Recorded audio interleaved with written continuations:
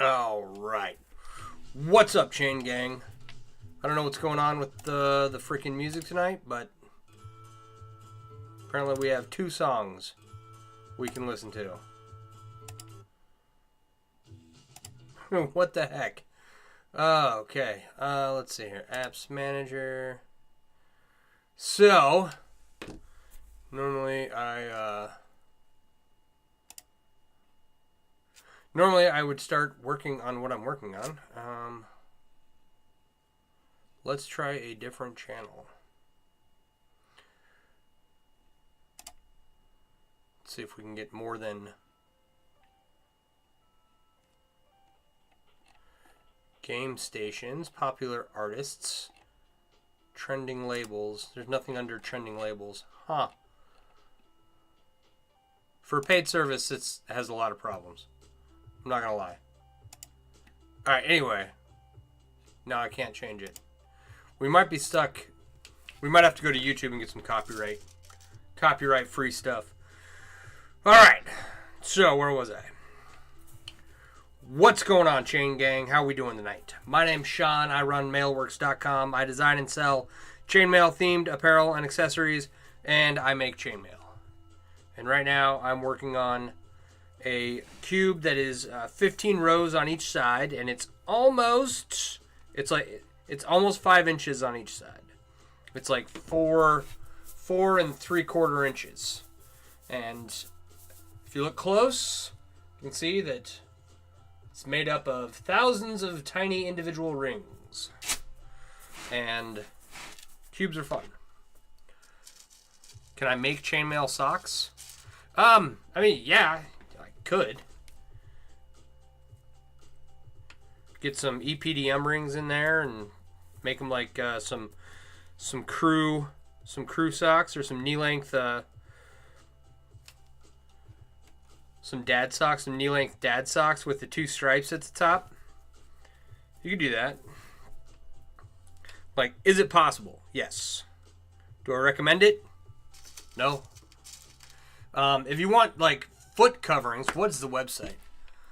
Oh man.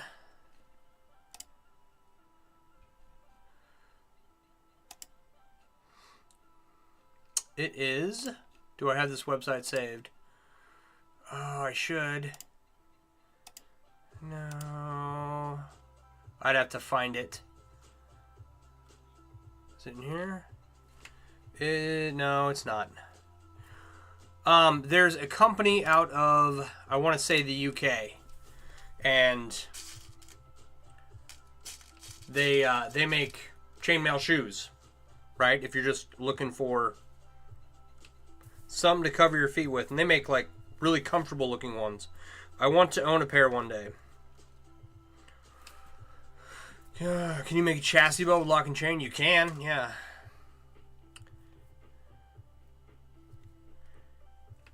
Chainmail Met Guards. F yeah. What is a Met Guard?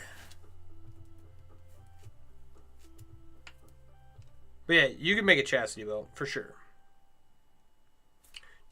Again, not something I recommend without like knowing what you're doing, but I've seen some really good lower pieces of clothing made out of chainmail.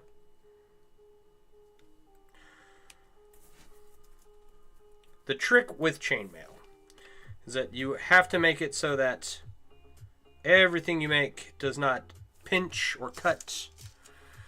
Metatarsal guard, like a steel toe extension. Oh, okay, I gotcha.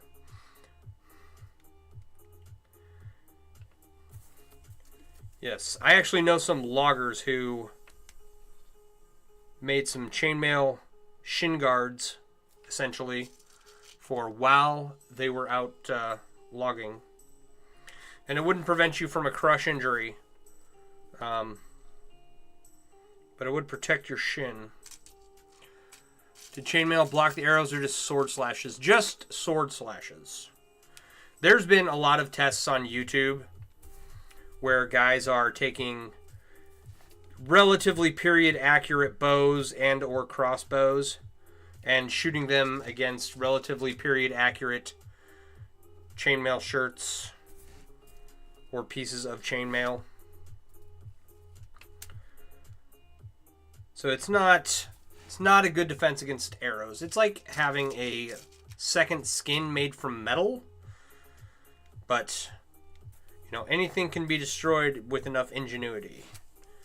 And it's all just physics. How much is a 8mm riveted ring going to take?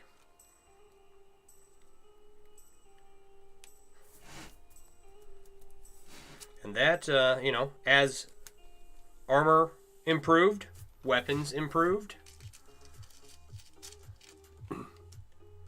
You'd assume still a broken bone with a sword hit. I would assume so too. Thank you for the follow. Appreciate you. In fact, I would almost guarantee it, right? So, in today's world, the most similar scenario is Neptunic shark suits. They're made from chainmail, and you see them every year on the Discovery Channel during Shark Week. And they say on their website that, you know, it will most likely prevent the shark from biting down and crushing you, because the sharks don't like getting their teeth caught in the rings. But it's not going to protect against a crush injury. And a shark could get the ring caught and, you know, tear the chainmail open. They are welded rings, so it's going to be very difficult for the shark to do that. But if the shark gets a good grip on your arm, yeah, you could have both bones in your forearm broken for sure. Similar to like if you got hit with an axe or something and you were wearing chainmail, you're gonna have crush injuries regardless, which is why they wore a bunch of padding underneath, called a gambeson. Gambeson. That's like the first thing they put on. It's like they got their underoos, and then a gambeson, and then a chainmail shirt, and then any plate armor over the top. A lot of times the chainmail was just in places like under the armpits, or if you only had if you only had plate armor down to your elbows, you'd have chainmail sleeves or whatever. So wherever there is exposures, you would see chainmail in armor historically a lot of times. But you never seen a chainmail artisan on TikTok before? This is excellent. Look forward to the ASMR.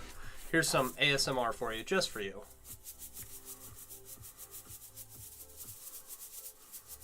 I have no rhythm, but these are fun.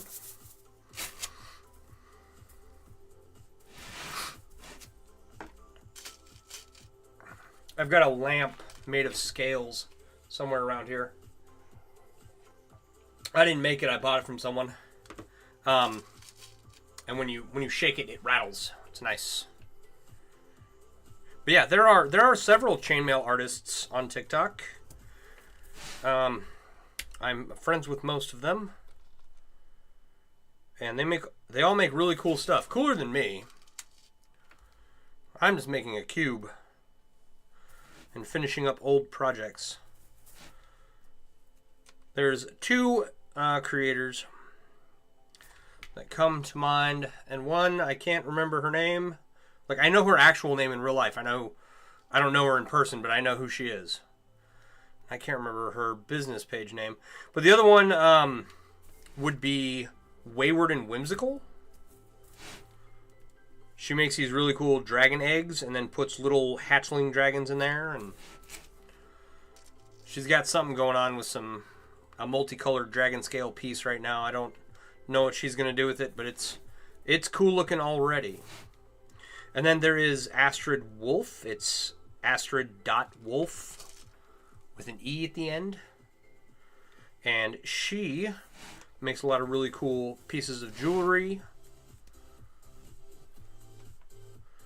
Let's see here. Who else? Tarvel the Nazgul.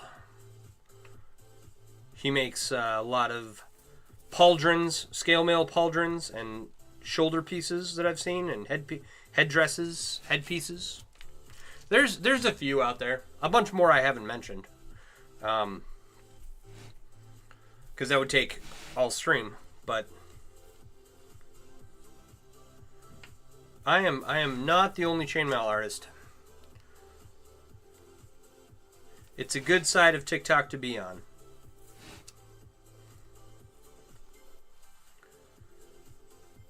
Usually, because I follow so many other chainmail artists, the first video that pops up when I open TikTok is someone else's video on chainmail most of the time, which is perfect because that's what I want to see.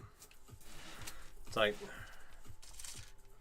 I want to support other chainmail artists on whatever platform they're on, and then spread the good word in regards to chainmail, introduce it to other people, show them how to get started, and I would also like to sell chainmail themed apparel and accessories.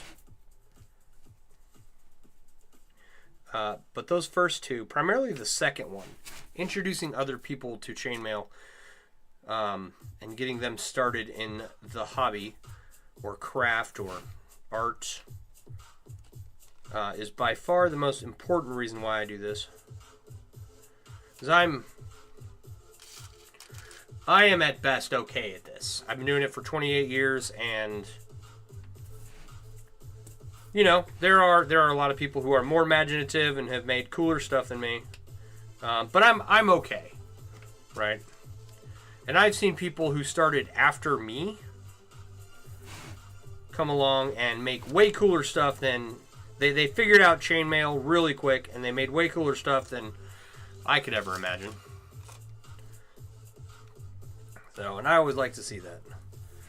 A lot of times it's my favorite things are when someone takes a weave or a ring size and does something with it that I never would have thought to make from chainmail, right? Like a business card holder. I never would have thought to make one of those. Someone made a little basket to suspend like a candle or an oil lamp or something the other day. I never would have thought to do that.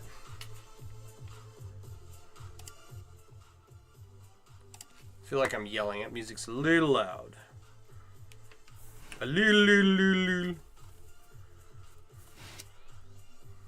So, everybody ready for the weekend?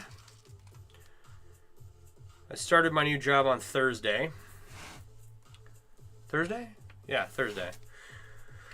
And drove up to the office, got my tablet, got it all organized, got signed into all the apps. Then I came home and I did Death by PowerPoint for several hours. There's a lot of training modules that I have to sit through. A lot.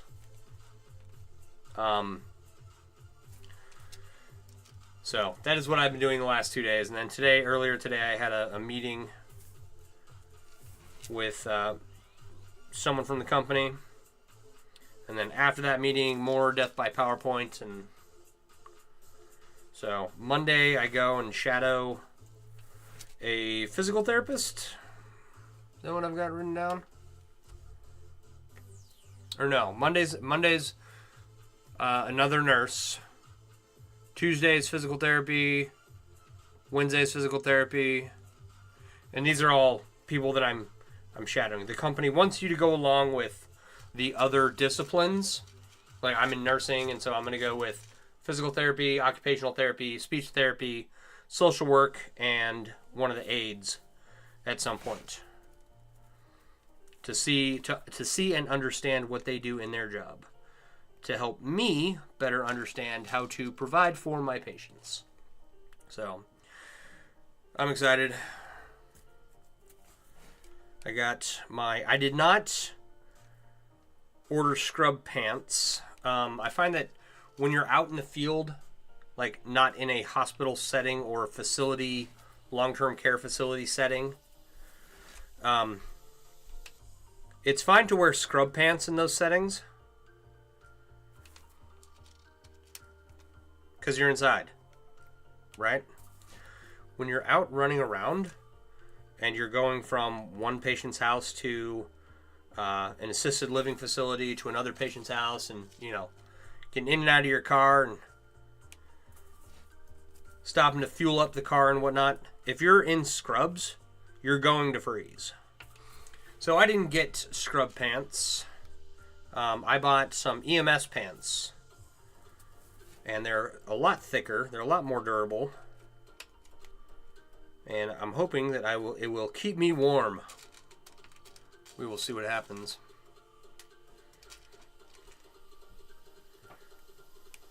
So I'm excited. They are a let's be honest here. They're a little tight.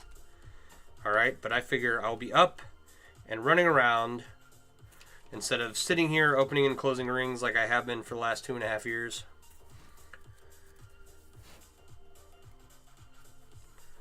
So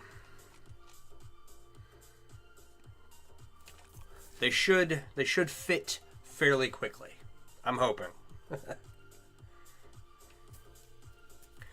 And if they don't, it's not a big deal.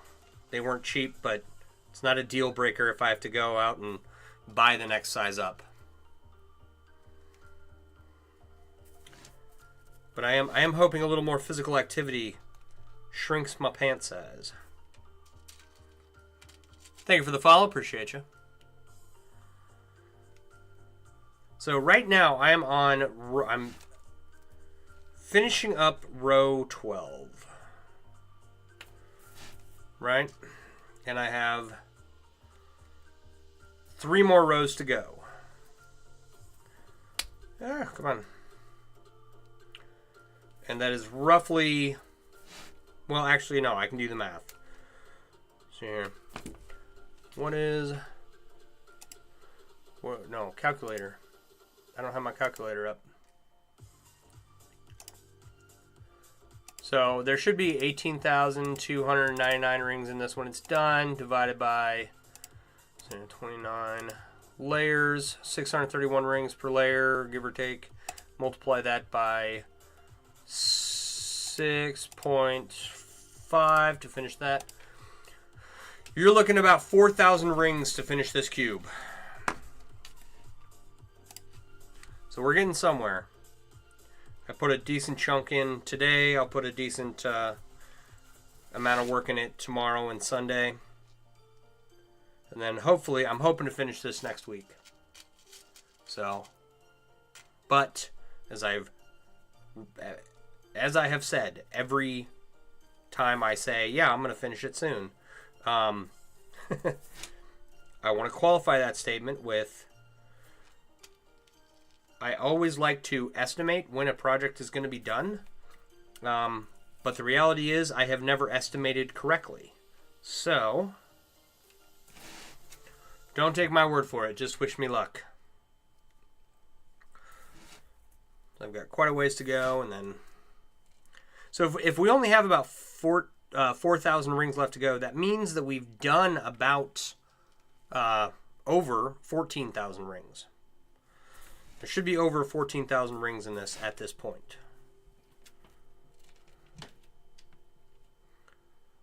Which is pretty cool. It's a decent amount of work.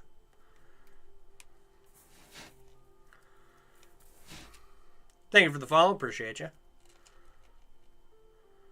So it's a good sized project. You can make a shirt with this number of rings. And I know you're like, Sean, why didn't you make a shirt? Because I have 3 shirts already and a vest. My motorcycle vest is covered in chainmail. I don't need another shirt. I will make more in the future. But now that I have 3, I kind of have I have a much better understanding of what I'm doing now and how I am going to go about making shirts in the future. So, like, I have 1 vest, and none of these shirts fit me anymore, by the way. So that's a problem. One of them is going to be adjusted And hopefully I can make it so that it fits. But none of my shirts really go past my waist. And that typically is not how long shirts were. You know, they covered your hips and your groin and went halfway down to your knees. And so in the future, I will make shirts that wear like jackets in case I do, you know, horizontally expand more.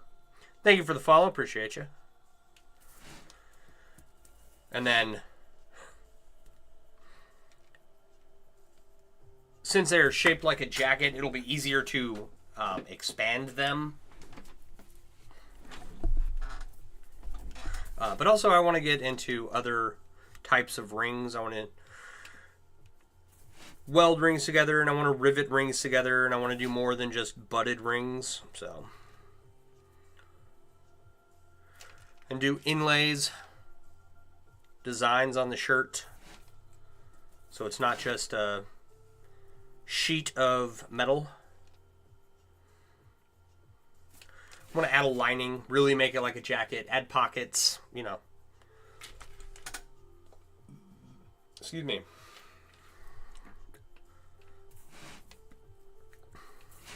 Add a fur trim. Cool stuff like that.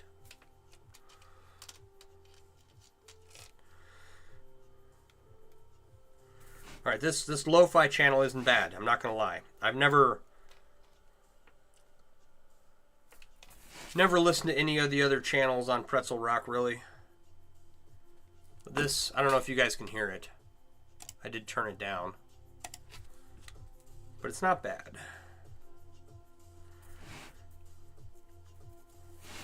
So,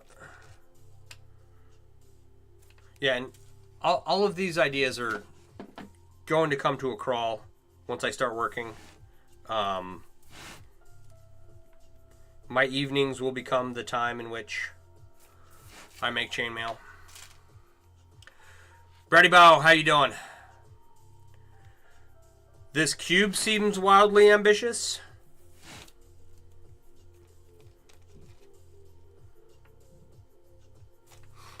It's only 18,000 plus rings.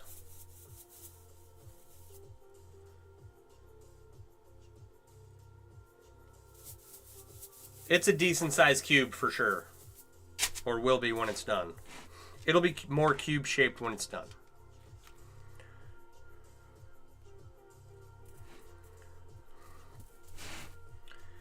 Yeah, this is a decent sized project. By no means is it my largest project, but I just did a 30-pound cube made from, I think it ended up being around 42,000 rings. But like, the sensory experience must be so good. Yeah. Yes. It's just fun.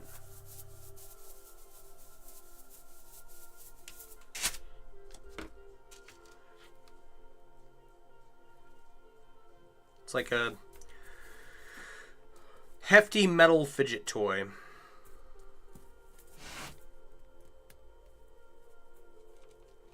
That if your kid misbehaves can become a disciplinary tool.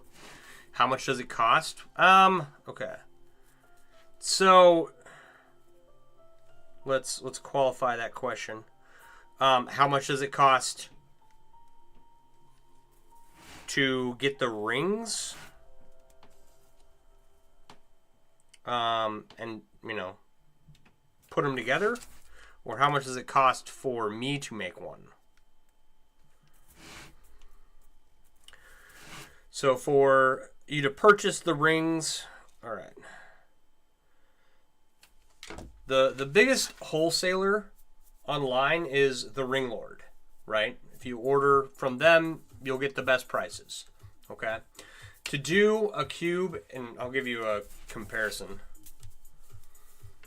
All right, so to do a cube in this ring size out of all stainless steel was like $1,300 for the rings, right? Hence, I'm sorry, no. Let me rephrase that. To do a cube this size out of rings this size would be about $1,300, right? To purchase 18,000 plus of these rings, I got these rings from a friend in a trade. If I sold it to you, somewhere between $4,000 and $5,000.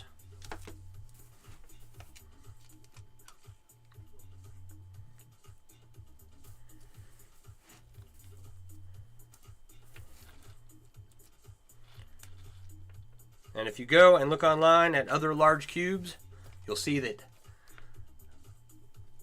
it's a fair market price.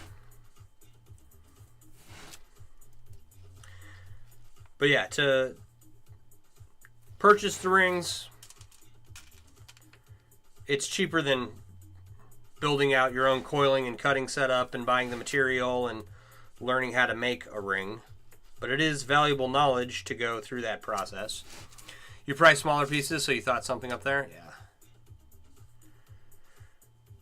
Well, my 30-pound cube that I made, I'm hoping to sell that for 12 grand. Right? The goal with the 30-pound cube is it's an art piece. And so I plan to make several art pieces and take them to a metal gallery and have some kind of exhibit where people with a lot of money come in and they purchase them.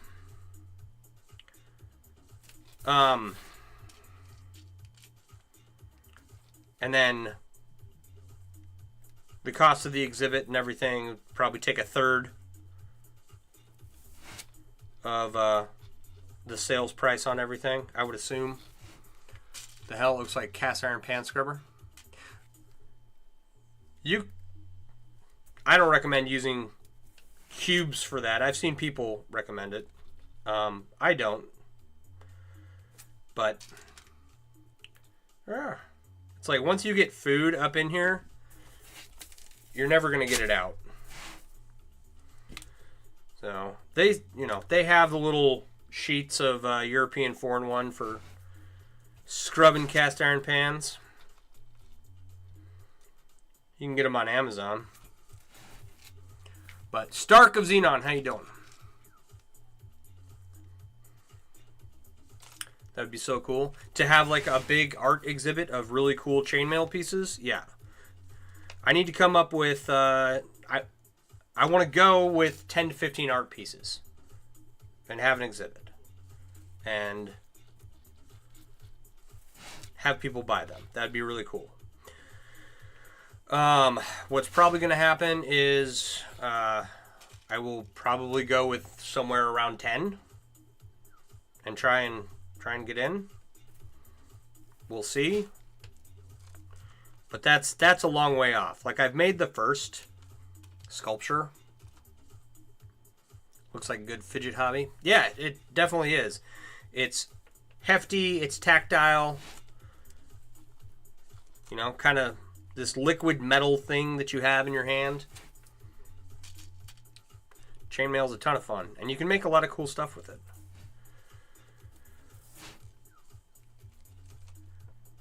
So the issue I'm having, I need to get like 9 to 14 more. If I'm going to go with 10 to 15, I got one made, I need 9 to 14 more, right?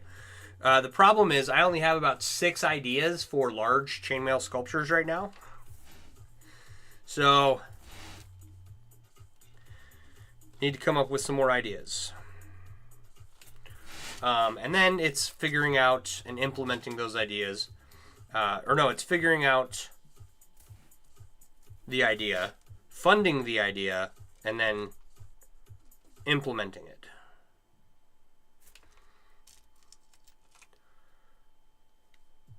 So, it's going to be a long process.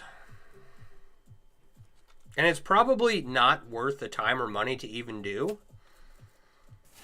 But just because of how long the cube sculpture took me, 3 months, right? So there's no way I can do multiple pieces, enough pieces to fill a gallery in a year, right?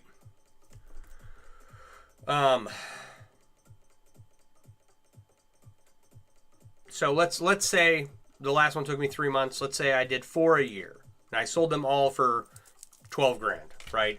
They're not all going to sell for that, but let's say I did. That's $48,000 a year, and a third of that would go to the gallerist. So that's $32,000 a year. And then the rest covers my cost of material and whatnot. So, like, it's a really long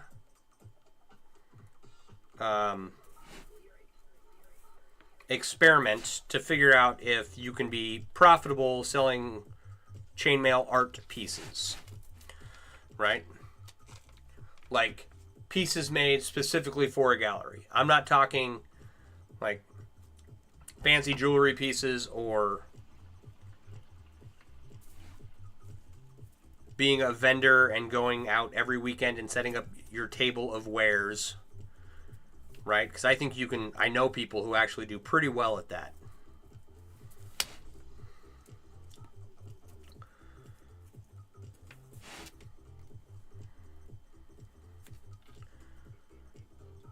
So, we'll see. Gotta make all the sculptures first, and then see if they sell. Fortunately, I've sold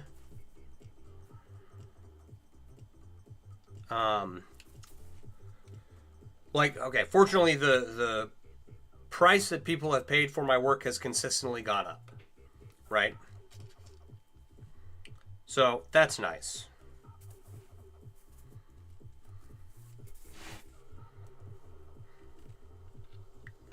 Like, that's what you want to see, and that is what any art gallery wants to see. So when I say that I have a cube for sale for 12 grand, you're like, that is a small used car anymore. Maybe three or four small used cars in the 90s, right? Which, that's true. Which is why people invest in art and not used cars. But also, like, I've consistently made and sold pieces to not, to more than justify the cost of that cube, right? Not this one. It's a very heavy one over there. And so when you make things like that, like, once I need to finish the display, and once I have the display done, I'll take a bunch of videos of it and post more pictures of it. And there's a chance someone sees it and goes, take my money. Don't care what it costs, take my money, right? But the likelihood, like, selling a bracelet I've made online is difficult. Because it's a lot of back and forth between me. It's like, I gotta find someone who's interested in my work. I gotta send them all the pictures of the bracelets I have available. They gotta pick one. They say, I want that one. They pay for it. I gotta size it correctly and ship it to them, right? So the likelihood of me selling a 30-pound chainmail cube online is very slim. Not that it couldn't happen. So that is why I'm trying to make several large pieces and, take them to a gallery somewhere. You'd buy that? Yeah, I know you would. How you doing, Charlie? Did you get my message? I messaged you. Some good news. But anyway,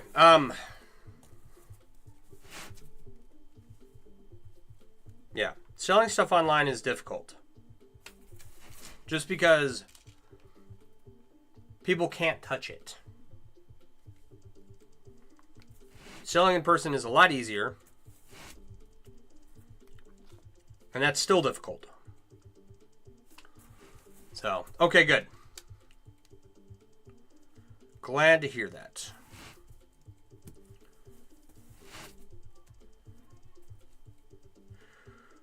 But all of this is all just hopes and dreams until I can, get it done.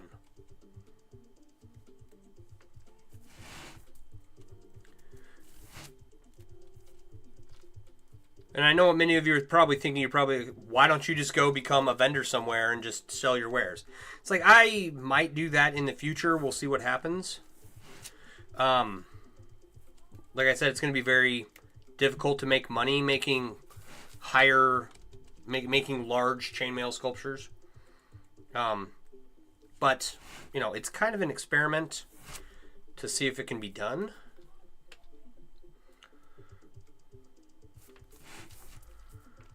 So, we'll see what happens.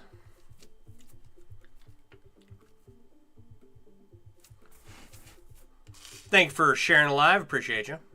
And thanks for the follow.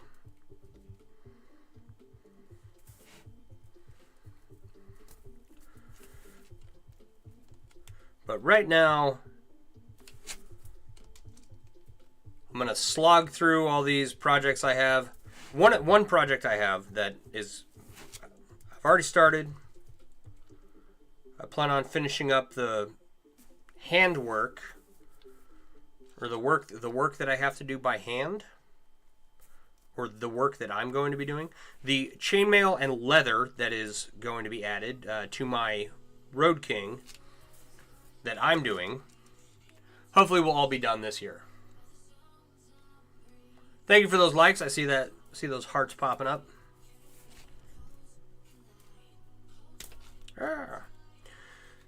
And the Road King is an art project all on its own. Gigantic Wiggle Cube. Bad Carnival, how you doing? Or is it Bad Caramel?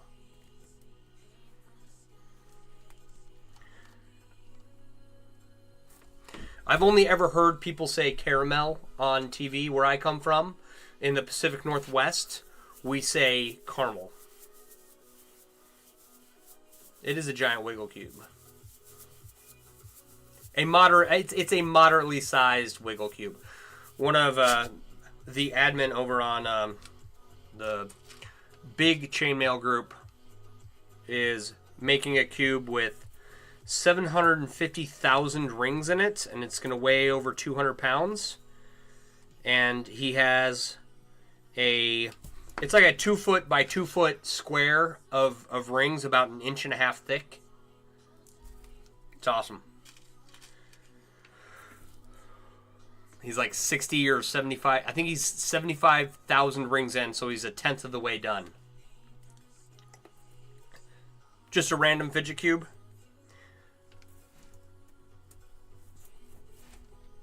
This one or the one that Mike is making?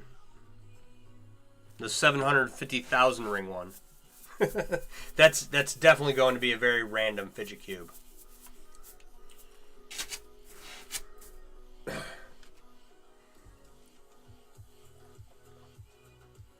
You're going to fight someone for it. I was going to raffle it off.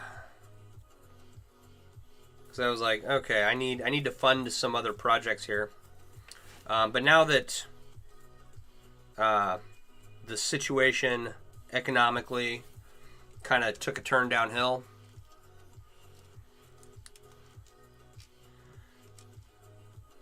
and I'm going back to work, it's like, well, I'm back at work now. I'm hired and employed and no longer retired. I don't know what I'm going to do with it. I'm not married to it, so I might sell it, but we'll see. I guess unless it's a record, which makes sense. I do believe that the 750,000 ring cube will be a record.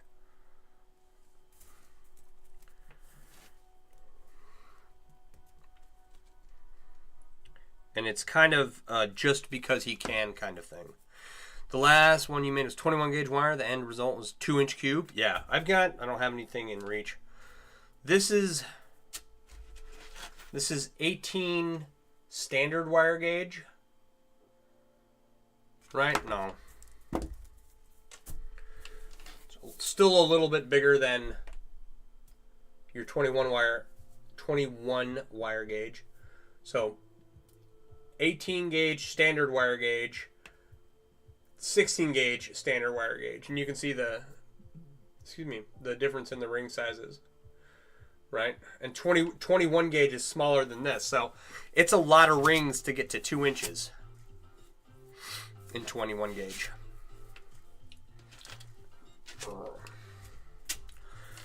I've got like a little one over on the windowsill, but no, 18 standard wire gauge is probably about as small as I'll go. I have a friend that chases extremes, and he's like trying to work his way down to like 40 wire gauge. You know, thinner than a human hair. I don't know where he's at. He likes to work with really, really small stuff and really, really, really big stuff.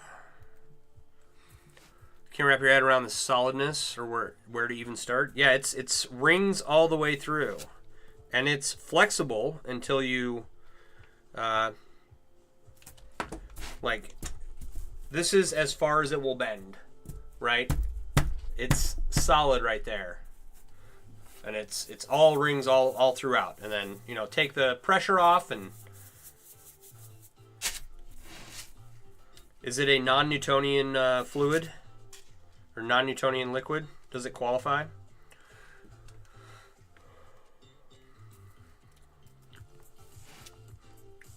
I don't know what the parameters are for that, but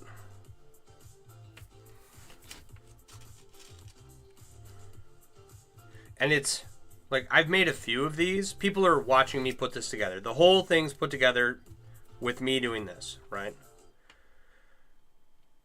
Everyone I know puts them together this way. And I've seen a lot of people that are like, oh, the core is hollow, or he filled it with something. And it's like, no. You can go back and watch all my videos and watch me build this up from nothing, you know? How do you know where you left off? Well, with what I'm doing right now, it's fairly simple. The angle overhead, you can kind of see where the rows are that I'm working at. For you guys, it's too far away. So you can kind of see that edge right there.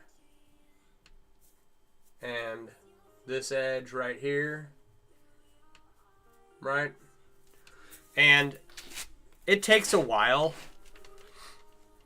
when you're beginning your chainmail journey. Excuse me. Hang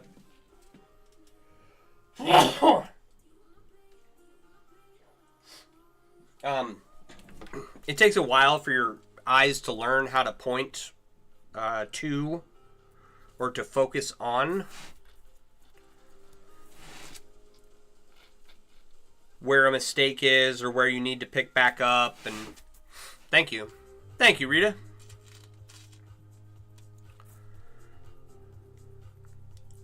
But after a while, you get the hang of it. And every time you learn a new weave, you have to learn like what mistakes look like in that weave. So I've been doing cubes for a while. I think my first like good cube, I'd made several bad cubes, and my first good cube was like I started 2 years ago.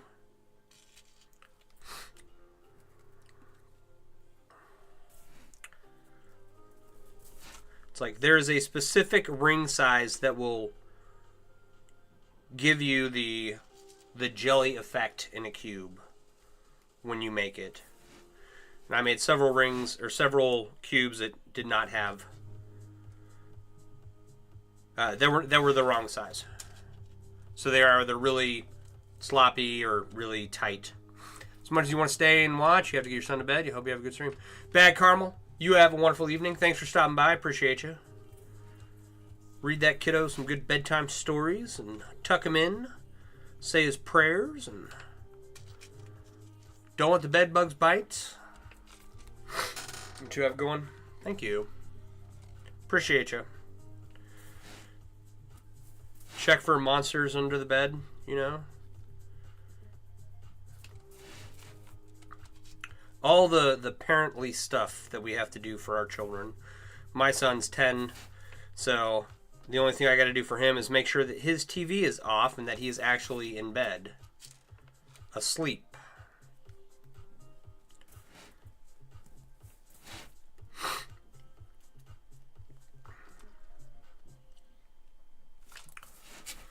All right.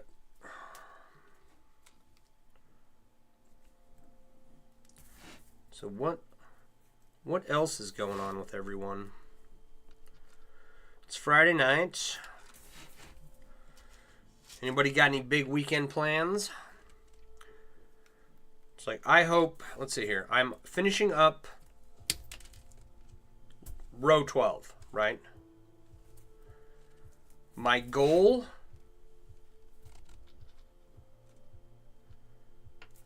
is by Sunday night to have row 14 finished and then finish row 15 throughout the week. That's my goal. We'll see what happens.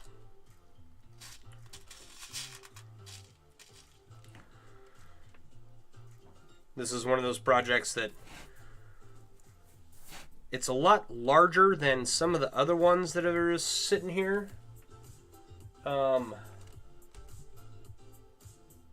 It's like, if you haven't been here long, I have a backlog of old projects that either need to be made into something else or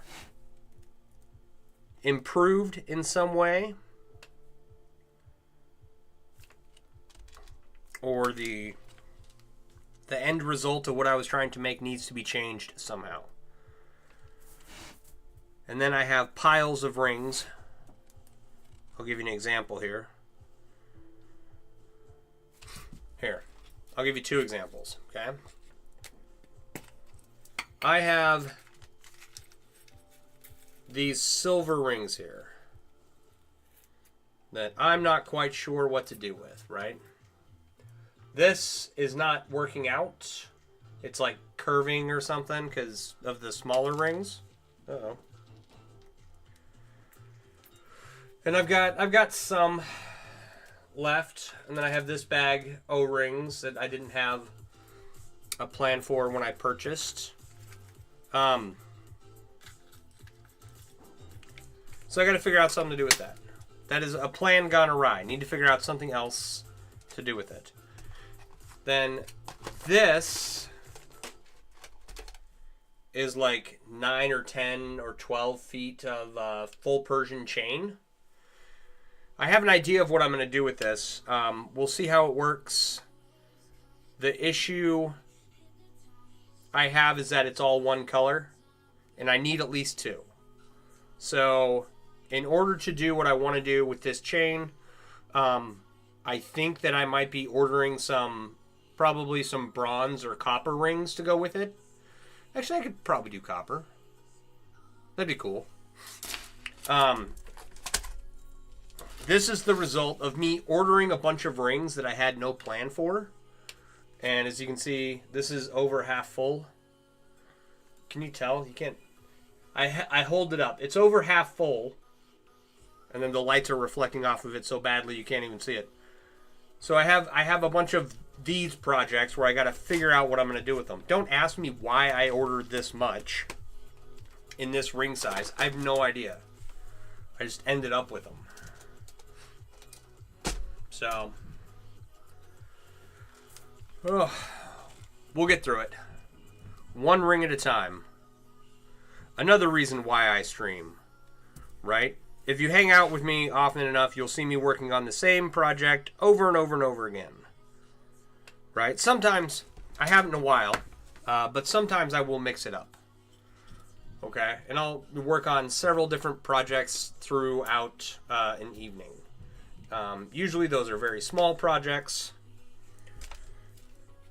Come on, M&M tin, open up. Jeez Louise. Sorry, I had a random ring pop out. Normally I wouldn't care, but it's a silver ring, so gotta keep track of those. So where was I? I don't remember what I was saying. That's okay. I will ramble on until we get back to that thought.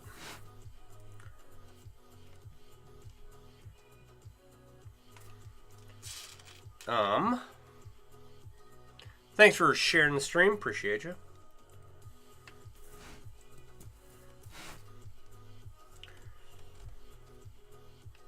No, but for real, what was I saying? Jesus. I was talking about... Oh, okay. Normally, I work on the same project over and over and over again until it's done. Right? Sometimes when it's smaller projects, you know, I'll get a little work done here and there, kind of showing people what different stuff you can make. But for these large projects, I find that it is much more likely that I will finish a project if I grind through it. As much as it sucks to work on the same thing for weeks at a time. Or in many cases, months at a time. Right? That is how... Sorry, guys.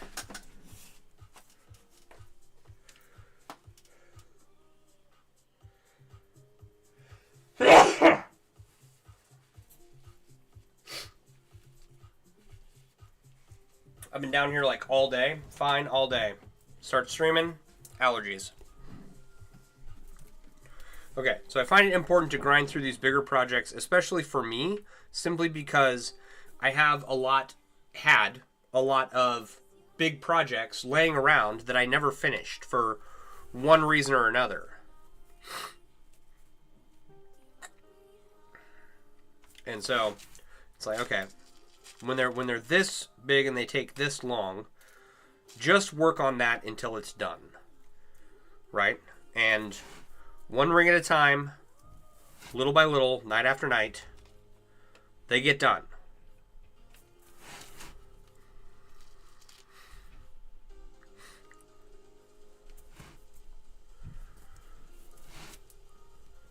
I will have a bunch of smaller projects here soon-ish.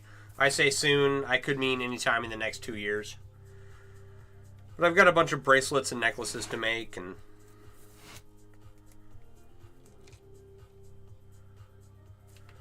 some other... I don't know what else is over there. Need to go through the pile of stuff that I have and figure out what projects to work on. My next project is the toolkit for my Road King. We're going to wrap that in chainmail. And then the gas tank bib for the Road King. That's the next project. And I want to get those started now. Because the saddlebag lids that I did last year, I started them on Christmas break 2023. And I said to myself, oh, this will be no problem. I'll get this done in time for riding season. I'll get this done by the end of Christmas break. So, I ended up finishing that project in April. I was, just a wee bit off of my estimation when they would be done. But I did get them in time to go ride. And then I didn't go ride at all this year, so...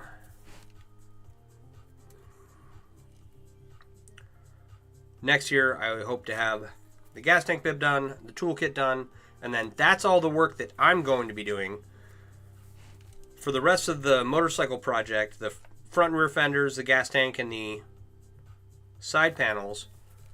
Going to find someone to hydro dip those for me in a chainmail pattern that I'll make on the computer. And then...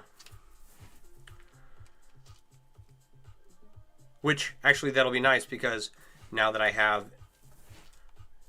went back to work, it's like I'll have extra money to do that project. Once I pay for my AC unit going out. That was kind of the nail in the coffin. I was doing good. Just sitting here being retired. And then my AC went out and it's like, oh, I don't have the money to cover that. I need to go back to work.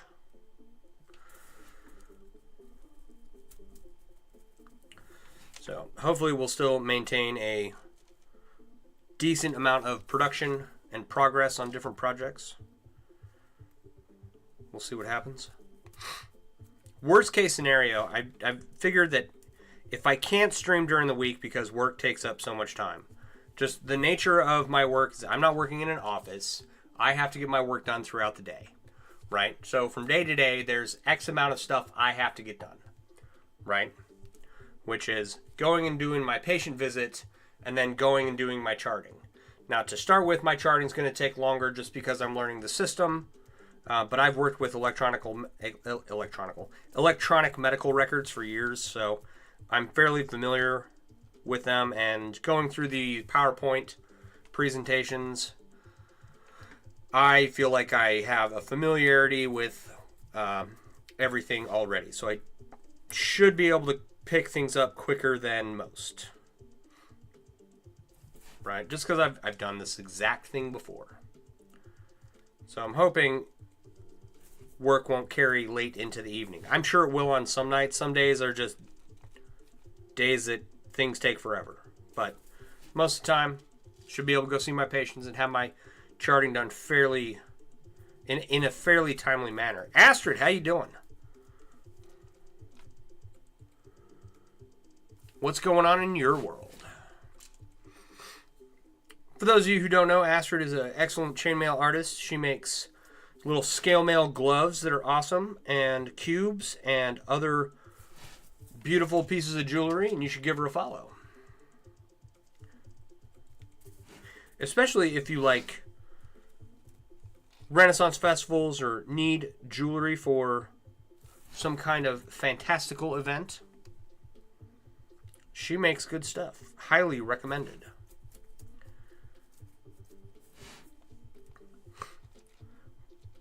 So my thought process on this is that if I can't stream during the week, the work just takes too long, then what I will try and do is have a longer stream on like Saturday. Gearing up for the last weekend of fair? And you're very welcome. Right on. Was the fair pretty good this year?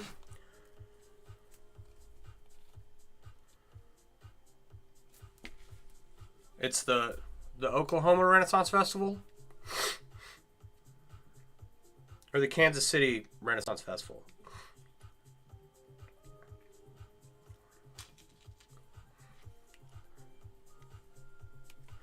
But yeah, if I can't stream the way I want to, the way I have been, hour and a half, 2 hours a night, Kansas City, and it's been fantastic. That's good to hear. Then I will try and do long Saturday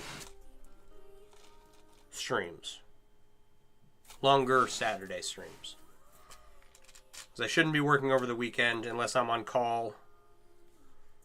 Which can happen, but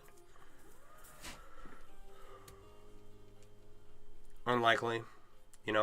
If every third week I can't do a stream on Saturday because I'm on call, then so be it, Speaking of Kansas City, I have a friend coming up from Kansas City. At least I think that's where he's at. He was in the Army with me.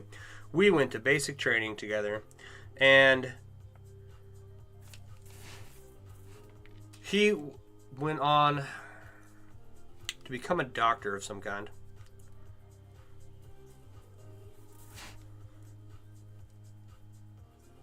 So he's going to Chicago for a conference, and he let me know earlier this year that he would be in the area, and I have that weekend kind of blocked off. It's like, hey, he's in town. He's going to call you and say, come meet me somewhere, and I will go, and we will have dinner, and we will chat and BS and all that fun stuff. So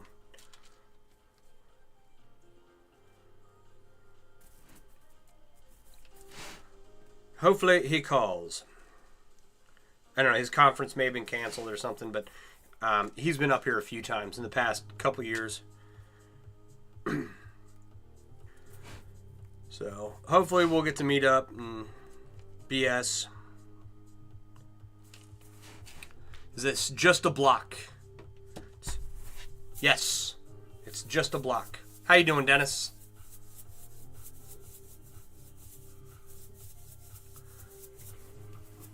It's blocked. It's got, I don't know, 14,000 plus rings in it so far.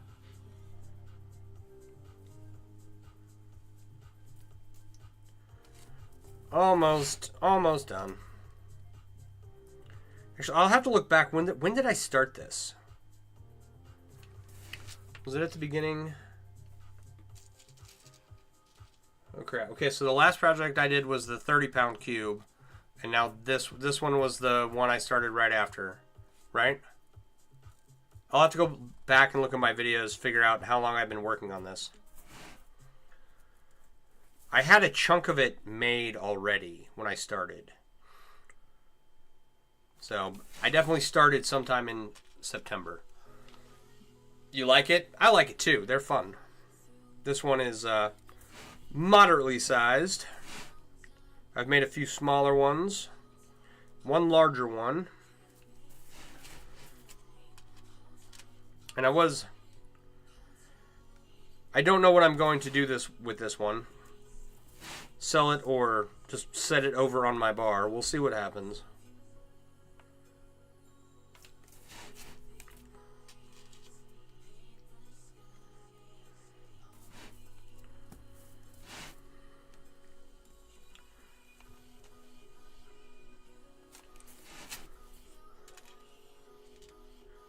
There's no end to the cool stuff you can make with chainmail. This just happens to be a really popular one. Just simply because it's such a fidget toy.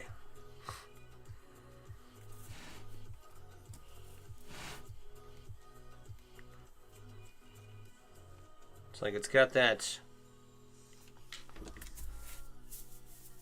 mercurial liquidity to it.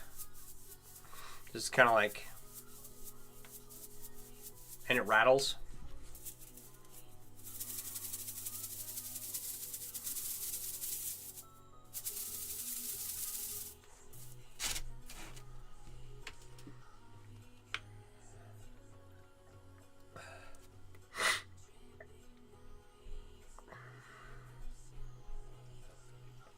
Man, my sinuses are killing me.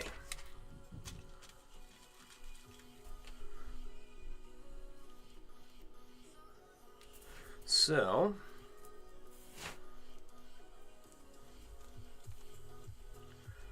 other than that, I don't have a lot of other things. I do have an appointment coming up. I have a cardiology appointment coming up. And you think, oh, Sean, you're so young. What are you going to a heart doctor for? Well, many of you know, my father recently had a heart attack. Right?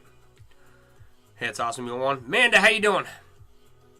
What does it weigh? Probably about 3 pounds right now. I can weigh it real quick for you. The end weight is 3.79 pounds, I think. If I had to guesstimate the math. That's not a scale.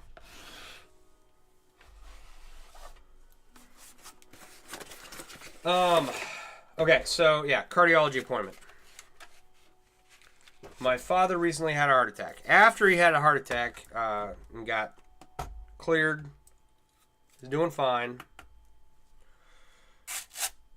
All right, it weighs 2 pounds, 15.1 ounces. So an ounce shy of 16, or an ounce shy of 3 pounds. After his heart attack and the follow-up visits to the doctor, he got diagnosed with Wolff-Parkinson-White syndrome, which is an irregular heartbeat. And me and my siblings were talking about it. My mother passed away in her sleep from that, and my brother has been diagnosed with it. And so I went to the doctor the other day for an issue, and I was like, I have this family history that seems to be problematic. Can we check it out? And I was just thinking, do an EKG and have a follow-up with cardiology, but I say doctor. She's a nurse practitioner. She wants a EKG, an echocardiogram, a stress test, and then I can go talk to cardiology. So I was like, all right, well, whatever. That's so cool. Thank you, Dennis. Thank you for the follow, too.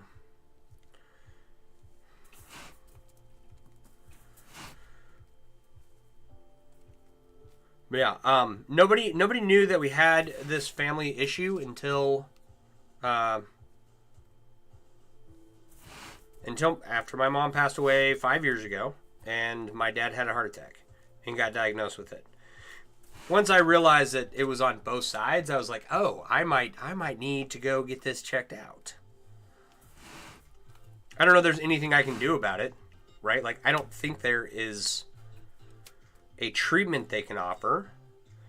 It's not so irregular of a heartbeat that they can ablate something, burn one of the nerves that makes your heart beat, right? Usually when you have an irregular heartbeat, it's because your sinoatrial nerve.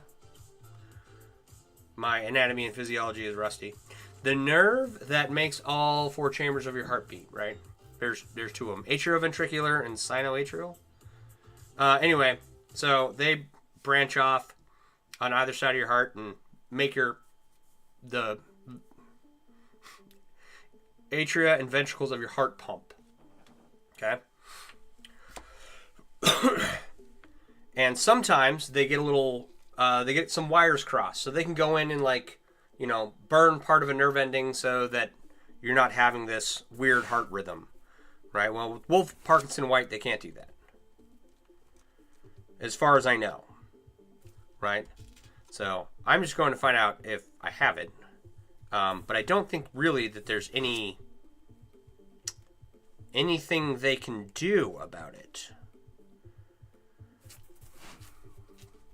Go get it checked out? Yeah, I think so. So, like an extreme, let's say that, yeah, I do have this Wolff Parkinson White syndrome, this irregular heartbeat. Like, what are they going to do? Install a pacemaker because I might pass away in my sleep in the next 20 years?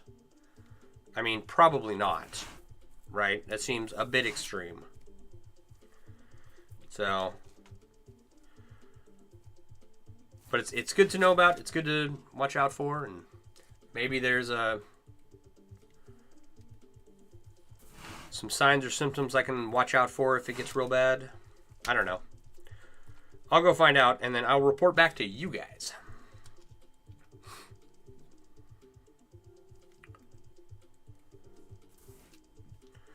All right, am I finally caught up on both sides? Yay, there we go.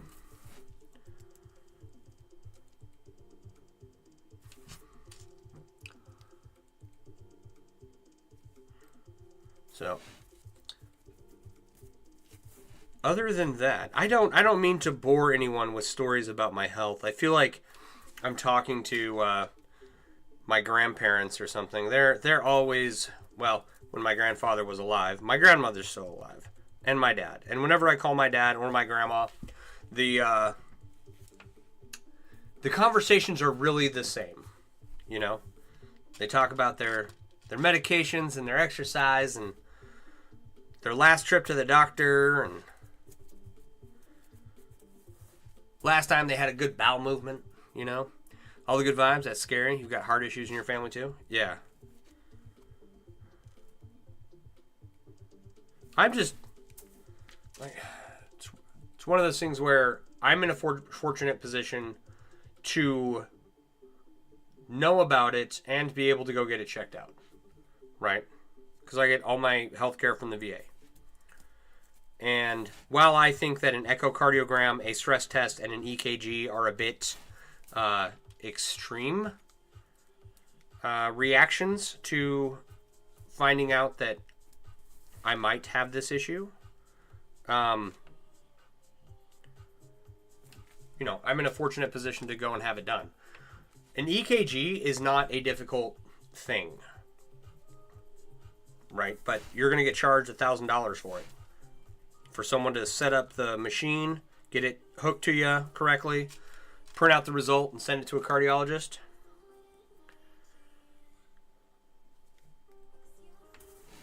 and have them read it or interpret it.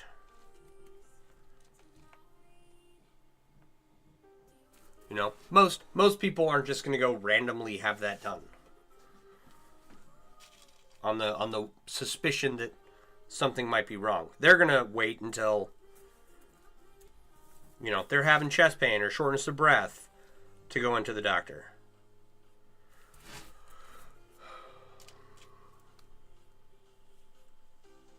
Uh-oh. That ring broke. Saw blade must have caught that somewhere.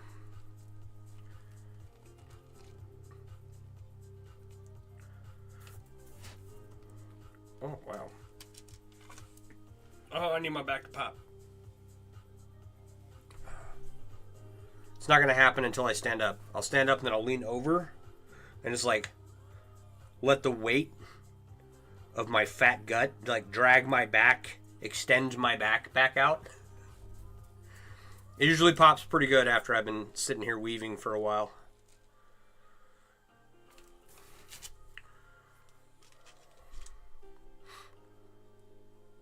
So other than that, oh, I need to make a trip to Tandy. I have some really thick leather that's really good for leather projects, right? I need the medium thick leather. So I've got these guitar straps that I want to finish, and the thick leather that I have is too thick. So I've got to go to Tandy. It's nothing I have to have right away. But it's one of those supplies that I've had on my list of stuff to get.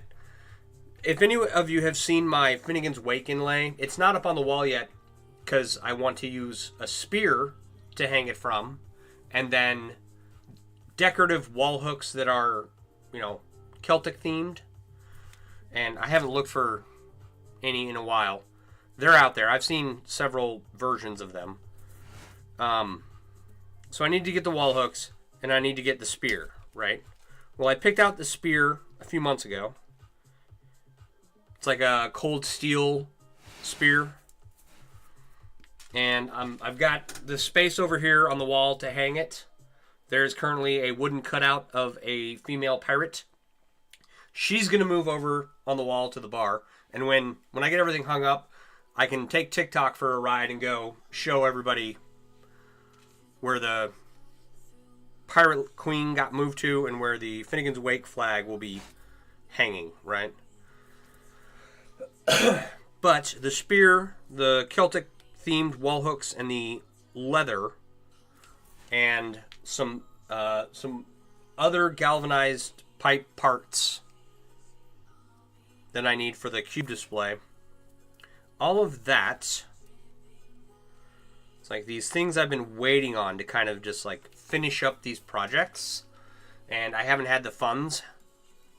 And now that I have money coming in, or additional money coming in from employment, I'm having a hard time just not going out and purchasing everything right now. I still might do it. All before I get my first paycheck.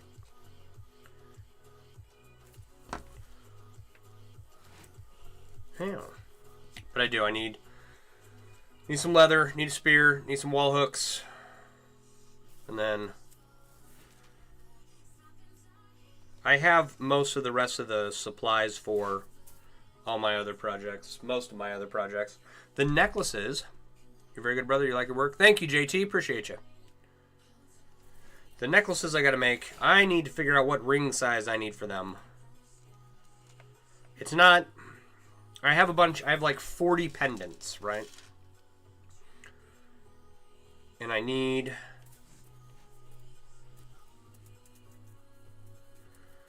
a chain small enough to suspend them from. So I'm going to... I got to figure that out. That's going to cost a lot. Enough rings to make 2-foot necklaces for 40 pendants. So that's 80 feet of chain. That's a lot. It's a lot of work. And a lot of rings that are small.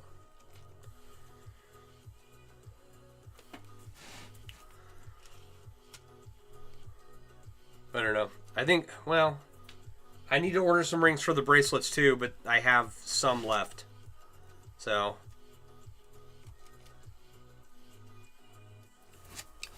yes, that's a lot of work. 80 feet of chain, yeah. That's one of those things that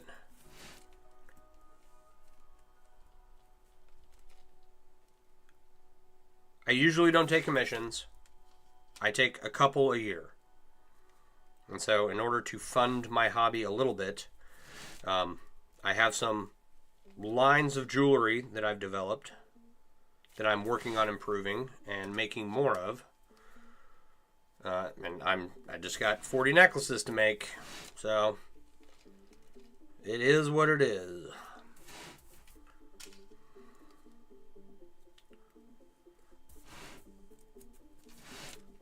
And it may be the only 40 I ever make in that style. So, because 2 feet of chain in small rings, that can take a week. So it could take me like almost a year to make 40 necklaces, and that's like working on them full time. So I don't know, we'll see. But I got the pendants, and we'll see how many I do. I might toss the pendants.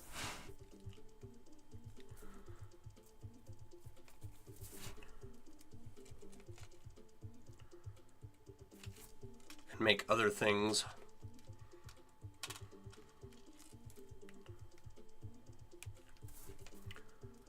I don't know. I don't know what other projects I have laying around. Like I said, I need to go digging through my pile and get a better idea. But the Road King project, the guitar straps, the necklaces and bracelets, and that's a big portion of it. I don't have any other large inlays I was working on. All those are done. I only have rings for this cube, so once this is done, that's done. I will one day finish my goal of cleaning up all the stuff in my basement so that it's not just sitting here in a pile. And then I'll make a new pile to work through. That's the reality, is like, once I get all these projects over here done, I'm just going to get more supplies and start experimenting and making newer things, you know?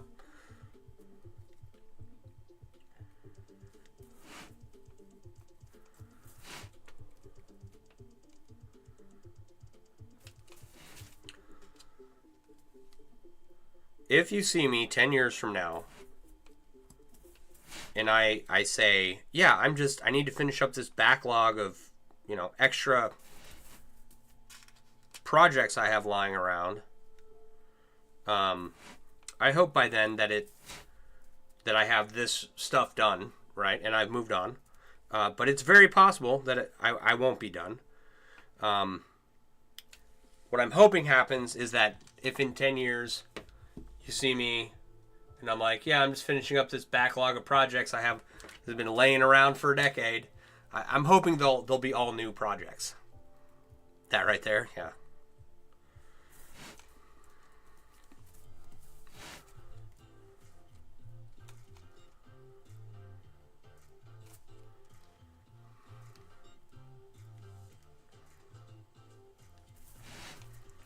So,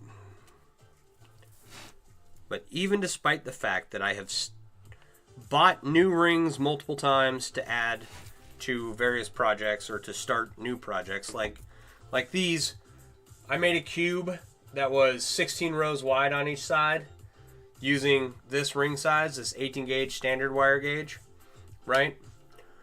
That was not a project I was supposed to be working on, but, you know, I did. You have a good evening. Thank you for the live. Hey, such and sundries, you have a good evening yourself. Thanks for stopping by. I appreciate you. Come back again. Check out the progress on whatever else we're working on.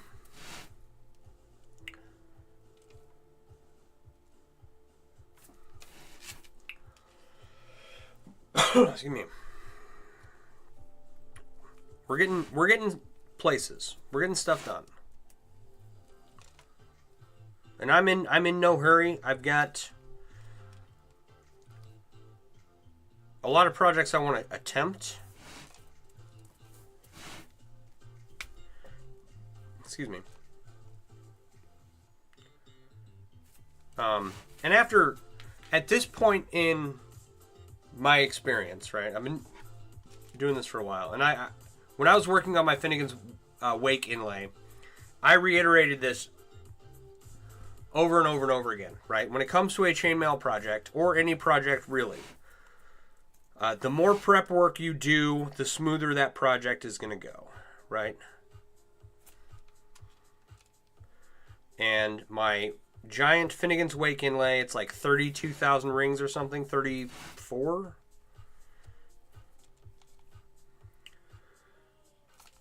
Had I mapped out everything I was going to do and knew how many rings I needed of each color beforehand, it would have saved me a tremendous amount of time.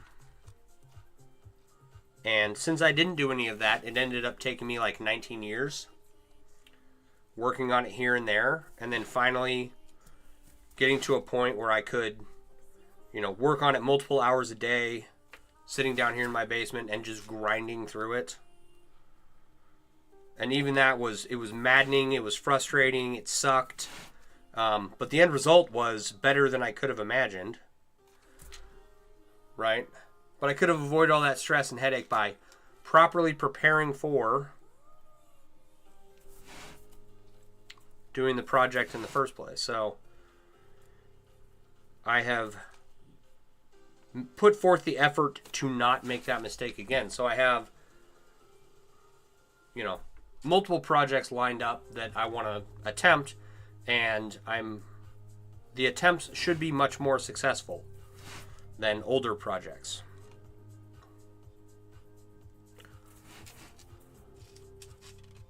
So hopefully in the future I won't have projects laying down, because I won't have projects laying around taking up space, because they'll all work out and they'll all be perfect. I mean, the likelihood of that happening is pretty much zero, but a man can dream, right?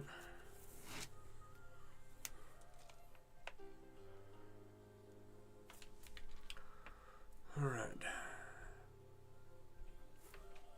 So who else has projects they need to finish? Just me? I have projects I need to start. I have a it's a garden bed. Okay, so if you make your wife a garden bed and you don't fill it up with dirt, did you really make her a garden bed? Right? It's this 8-foot by 4-foot garden bed that is 3 feet tall that I built at the beginning of summer. And I said, every day, I'm going to get up and I'm going to go to the... It's not a dump. It's a yard where you throw your tree trimmings and grass clippings, and they have a big mulch pile that you can take from for free. Right? So every day I said, I'm gonna go and I'm gonna get some dirt. Right? And every day this past summer I didn't do it. So now I have a little bit more time. It's supposed to get cold this week. In fact, maybe that's what I should do tomorrow. Because I need to get it done. But I need 100 square feet of dirt. Right? So, that is a project I have to finish. For sure. Because come next spring, when she's ready to plant stuff, and it's, just an empty box full of weeds, I don't think she's going to appreciate it as much as she did when I built it this summer.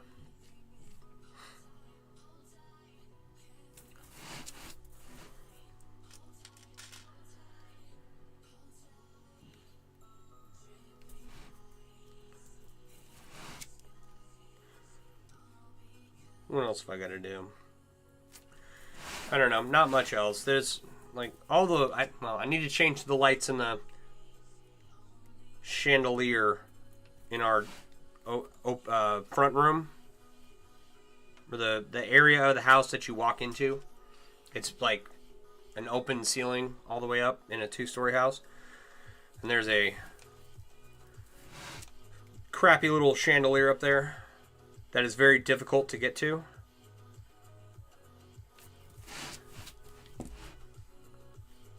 I'm glad that it's not like lights all the way up mounted into the vaulted ceiling. You ever seen those? It's like how you going to change those lights once they're in? You know, they're 25 feet up in the air.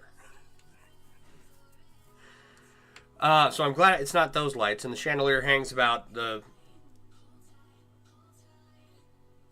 level of the second floor, right? So it's not impossible to get to, it's just not easy. And, you know, it's in the middle of this open space. It's not like there's anything around it that you can hook a ladder on, really. Not without it getting real sketchy real fast. But I've got 3 bulbs in there I got to replace. Did I buy the bulbs already? I might have to buy the bulbs still. I don't remember. They're like some candelabra type bulb with a small input as opposed to a regular light bulb.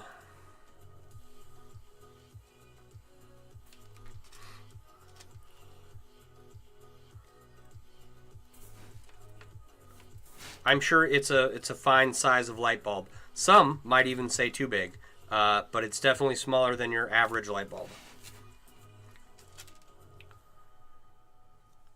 So I think I bought the right bulbs. I'll have to double check. So I gotta do that. Gotta fill up the garden bed with dirt, and then everything else outside is kind of waiting until next spring.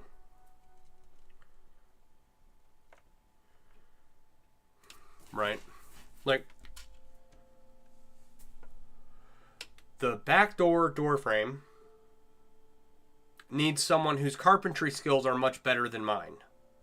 Right? There's some rotting wood back there that needs to be taken care of. And same for the garage door frame. Had some, like, in the space, the decorative woodwork above the garage door, right?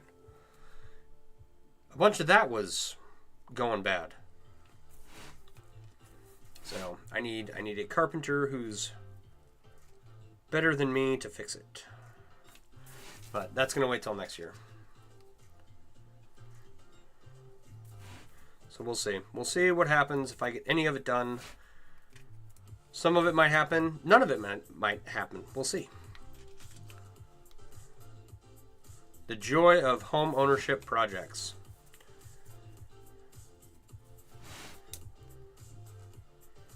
Like, I already did all my honeydews. I changed out the faucet in the kitchen.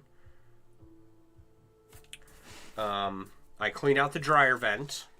If you haven't heard my story about the dryer vent, hang around, okay? Because at some point I will go over it, but to make it short, there's 30 feet from the outside of the house up here above my head to behind me to where the dryer is of dryer tubing. And when we moved in, it was 36 feet.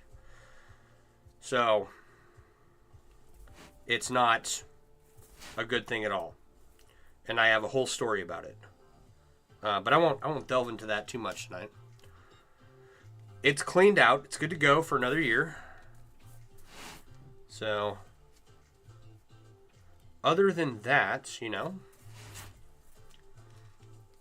I think that's most of my honeydews that I'm going to get done this year. So it should just be projects and whatnot. Oh my god. This morning, I came down here to work, and I hear my son yell from upstairs that my older dog had utilized the dining room as a bathroom.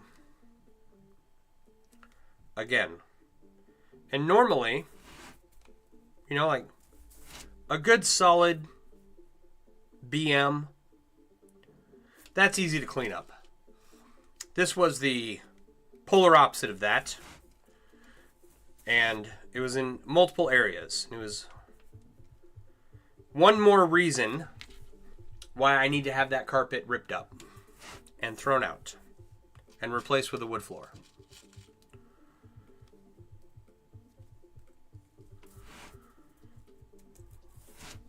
I don't know when we'll get that done, but the carpets need to go.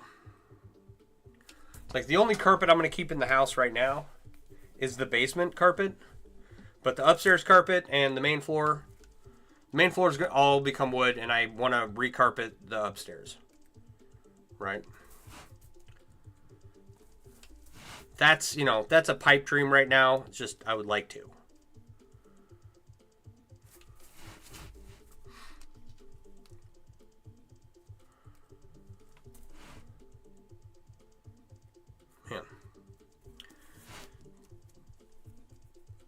It's always weird when your eyes get used to focusing like 6 inches from your face, and then you go and try to look at a computer screen 2 feet away, and you can't read the clock on it. This is probably bad for your eyes. It's probably like holding a book really close to your face, like I did when I was a kid. Did I do something different with the hair? I don't have a hat on. I got a haircut recently, and I don't have a hat on. Because I had a meeting for work, and so that's what you're seeing, is the lack of a hat. Thank you for noticing. But yeah, that's it.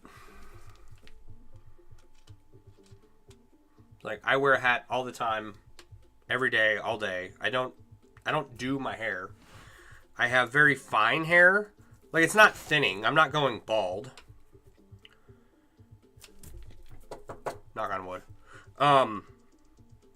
It's always just been very fine. Like, there's nothing I can do with it, really. Can't style it much. Put a little paste in there and spike it up a bit, but it's like, if the light's just right, you can see, like, oh, it looks like the hair is thinning. No, it's just because I just got a haircut. Right? And it's always looked like that my entire life. I am getting the peninsula going on either side.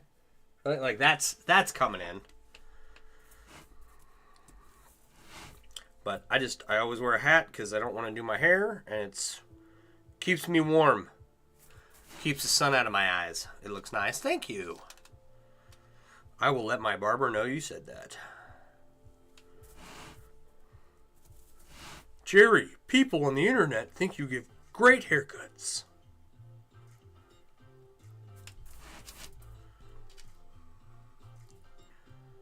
Yeah, had to get a haircut for work. Trim up the beard a little bit. Make myself look presentable.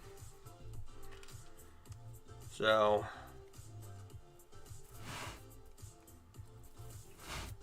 normally, here's going to be the test for this job, is how long I can tolerate, like, getting dressed for a job every day, right? So I haven't had to do that. I do have some cool hats.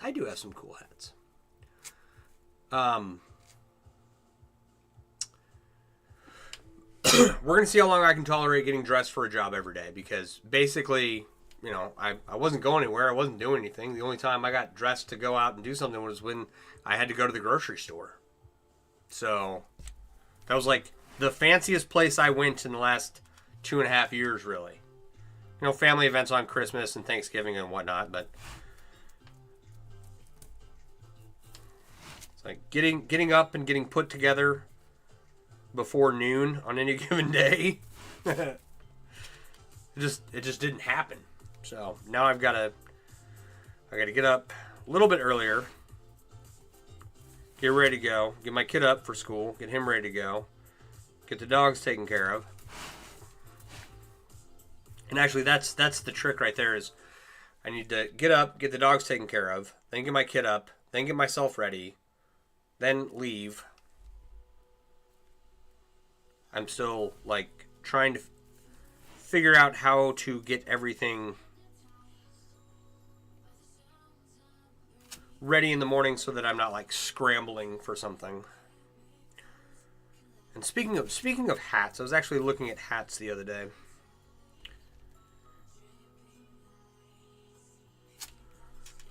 I was looking for a new Harley hat.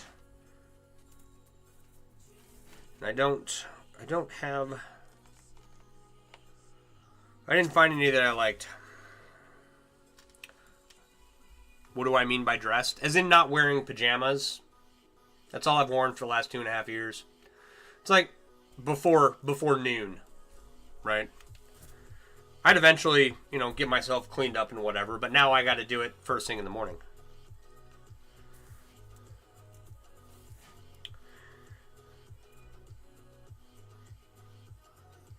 So I know, like, you guys can't tell if I stink, right?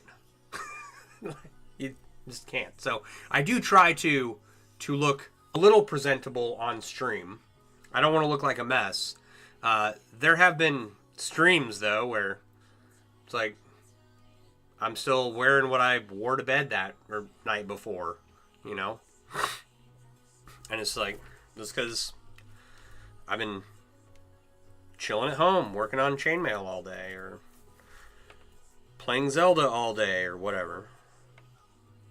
So now I've got to be a responsible adult, and I've got to get myself up and put my face on, and so getting a haircut was part of that.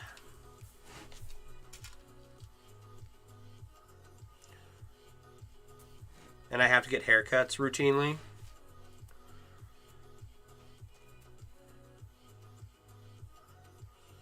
So like I usually go with my kiddo to get his haircut when we get it at the same time.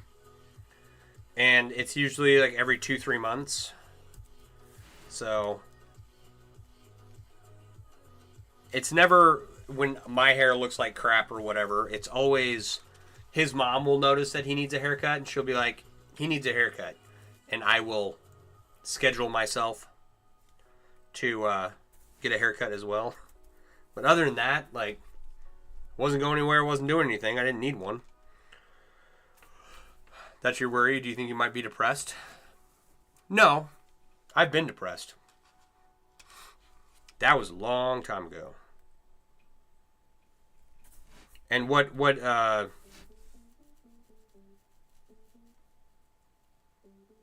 I'm not following. What would I be worried about? That I look slovenly on stream?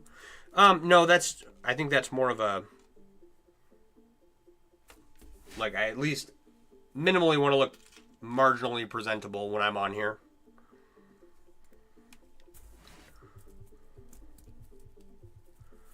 Because I nobody, I don't think people cringe when they look at me. I think I'm halfway decent looking.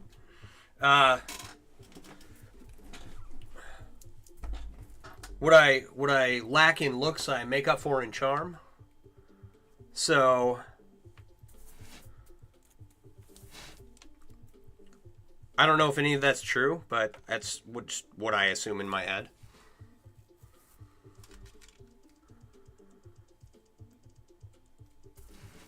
And I want people to want to make chainmail, and I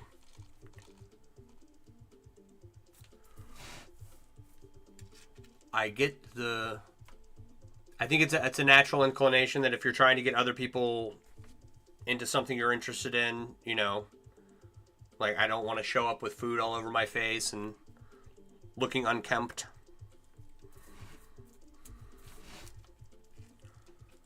I want people to look at me and go, that dude's amazing. what he's making is amazing. I want to do that. Maybe not that, blatant, but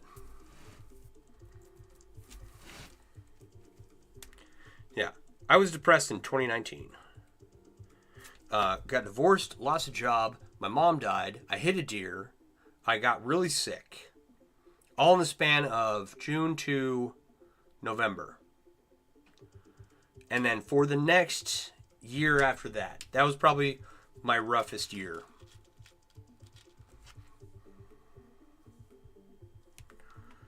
That was like anxiety medication, a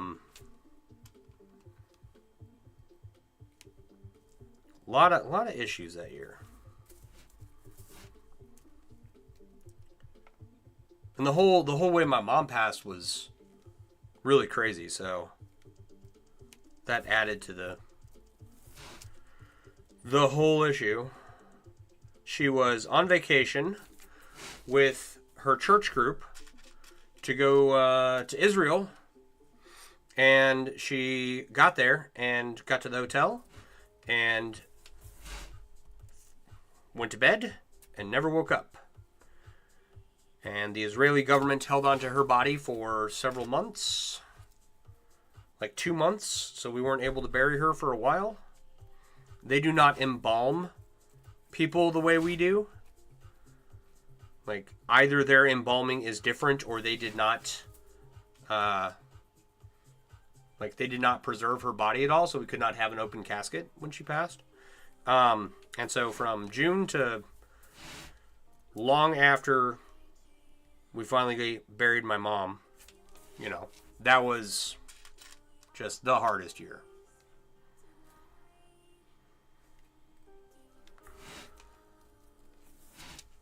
That was harder than any deployment to Iraq. In fact, I'd rather go back to Iraq for another year than deal with any of that ever again. So, I can accept that my mom was older. She was only 59, right? But that's, in the realm of possibility. You're nearing that age. You're closer to the age of life expectancy at that point than you're not. So I could have dealt with that had the State Department and the Israeli government and all the hoops you have to jump through to get a body from another country back to the United States, had that not been such a process of not knowing what's going on, and getting the most infrequent of updates, it would have been a lot easier, I suppose.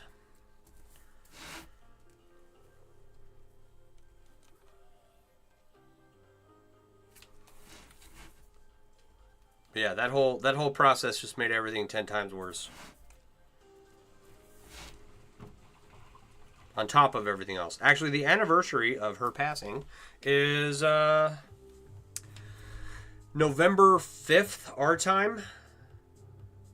And I think it was I got a call November 5th at 11 o'clock from my stepdad in 2019. And I think...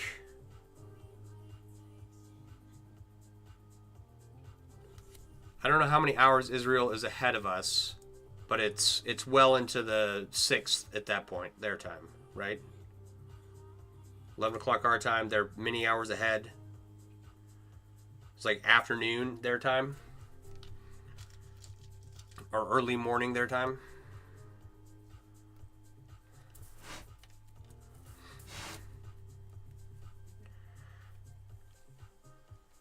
So that's coming up.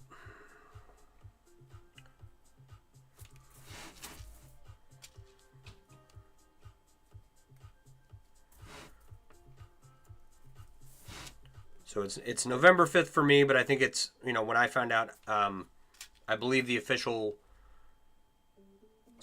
date on her certificate is the 6th. Some odd like that.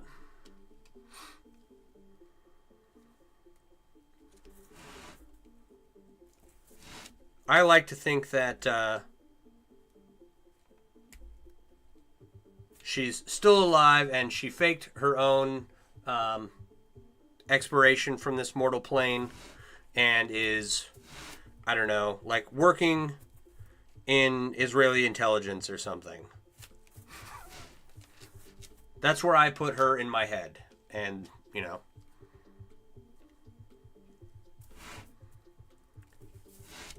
We didn't have an open casket, so I don't know. I didn't see a body. Anything could have happened. But when something tragic like that happens and unexpectedly, it's just like, make up something else.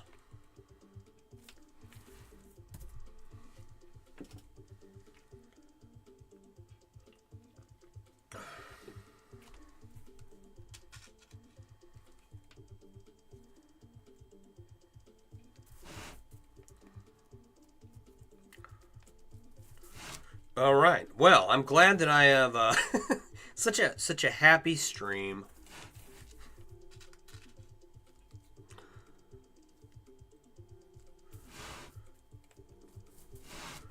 Let's talk about anything else.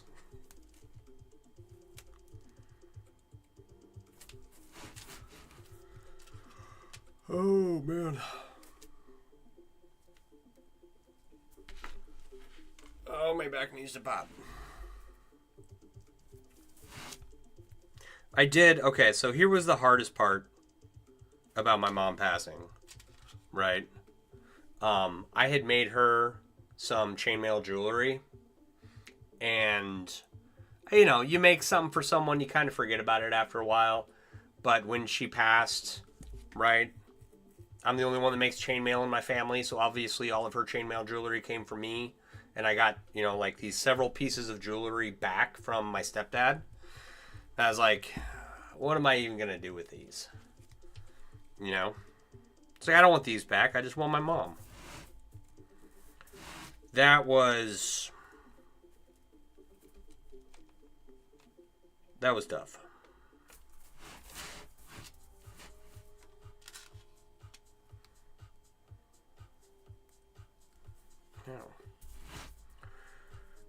I like the way this necklace looks that I'm wearing, but it grips hair way too much. And I think that is just the weave. This is captive inverted round. There's a leather cord going through the middle of it. And I think the weave is just gripping little hairs, and I have a lot of those. That's an important aspect to know about what you're making. Is it comfortable to wear? Right? Hence, if you ever pick up pliers and start your own chainmail journey, whenever you post pictures of your work in any chainmail group, they're going to be looking at your closures. Just know that now. And criticism on bad closures is not a bad thing as long as the person isn't being rude about it. And you'll be amazed. Like, you'll look at a piece that you've done, you'll inspect it for any poorly closed rings, and you'll think, yep, I've done a good job. And then you'll take a photograph of it and you'll post it, and the first thing you'll notice is a ring out of place or half open or something wrong with it. Happens every time. And then you go back and fix it, but you don't delete the picture because you don't want to take it again. So you just edit your post and be like, yes, I know that ring was bad. I fixed it. Oh, but it happens to me. It's like, you always end up having to open the rings with the perfect closures. And it's when you have a ring with a really good closure, it's really difficult to find the opening. Those are the ones you always have to open. And then whenever you post a picture, the ring that is not closed well enough is going to stand out like a sore thumb. It's actually really funny how often it happens. So there are There are your 2 truths about chainmail for the evening.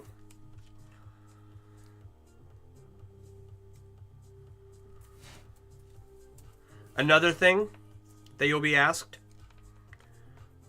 if you post online, anywhere, doesn't matter what it is. It could be a very simple, common weave or piece. Or it could be a very complex piece like my 40,000 ring 30-pound jelly cube. Or solid cube. There's no jelly in that cube. It's a solid cube, right? Someone is going to ask you for a tutorial. Almost every time. It's like here you are trying to stand out amongst a crowd and make your own unique pieces. And it's like the same 10 people over and over again. But they're like, is there going to be a tutorial for this? It's like, no. No, look at it until you figure it out. I don't know.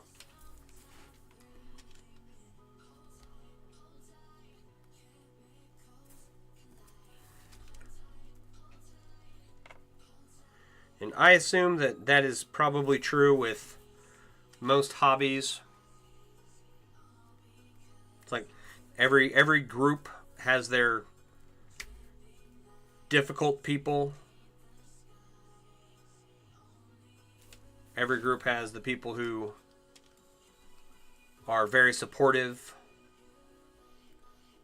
you know, and every group has their group of people that ask for a tutorial.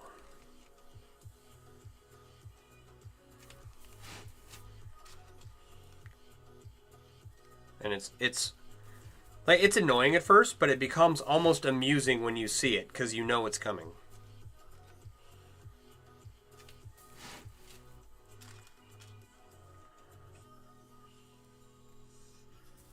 It's like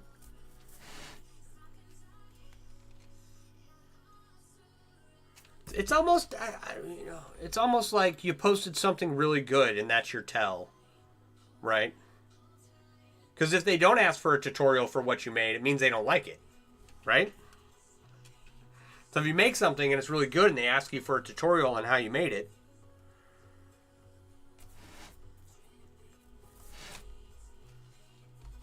that means they like it, right? Right?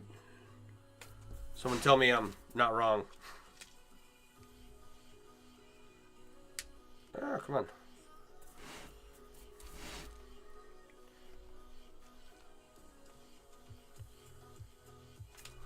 I was hoping to finish this layer tonight, but we're coming up short on time.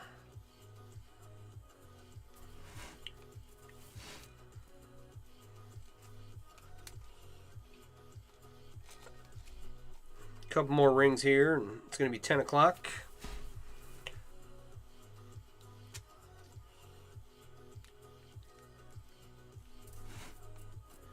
And maybe tomorrow night I'll stream until 11. I would tonight, but I just had such a chaotic day getting things organized for my new job and whatnot.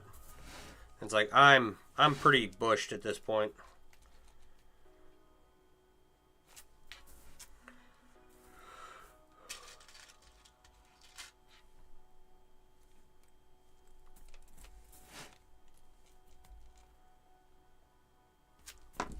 Like I was streaming for an hour and a half. We've been getting up to 2 hours and trying to hit 3 hours on Saturdays. So streams are getting longer. Now that I have a job, let's see if we can keep that up. So I wasn't able to stream last night because I was viewing PowerPoint presentations. Just the funnest thing ever.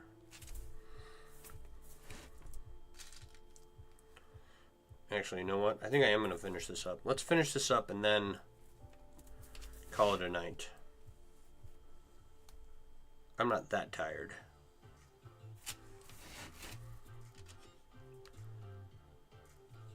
And I am cutting it close.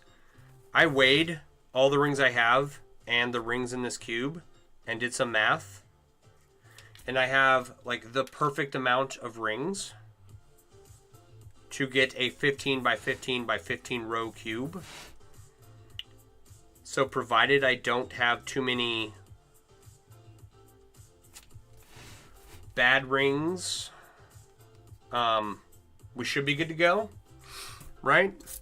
But all of these rings were in this container. Hang on, let me see if I can grab this.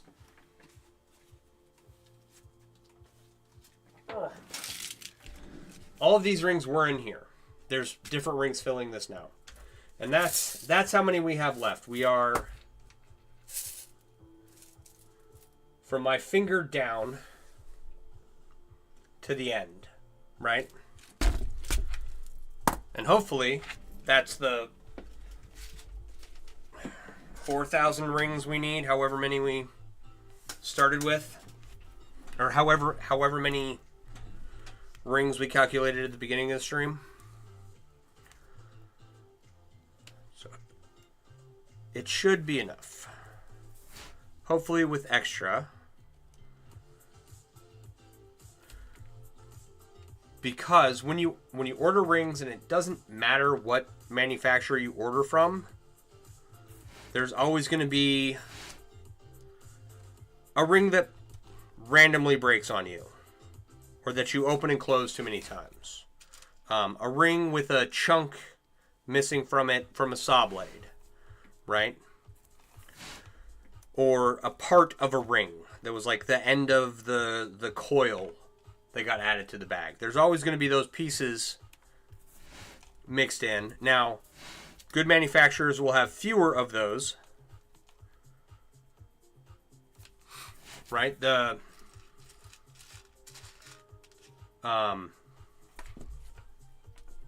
manufacturers will have fewer cut ends and fewer bits of wire in the bag of rings that you order, and the rings will be ready to go.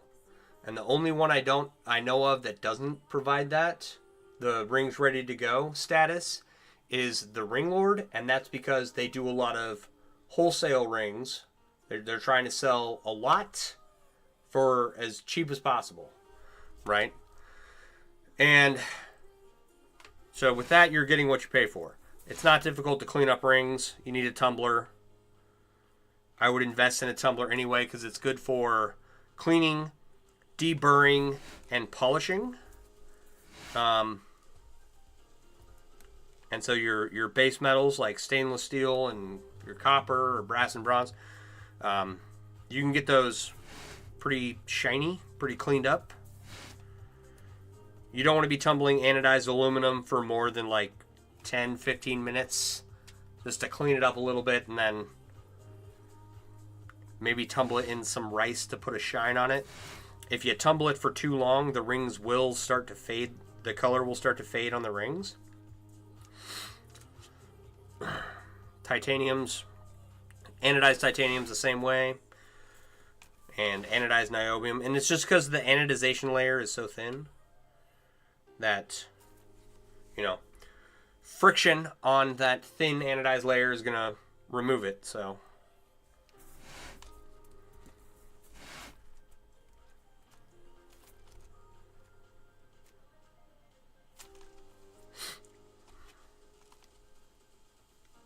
get a tumbler and just be careful with it.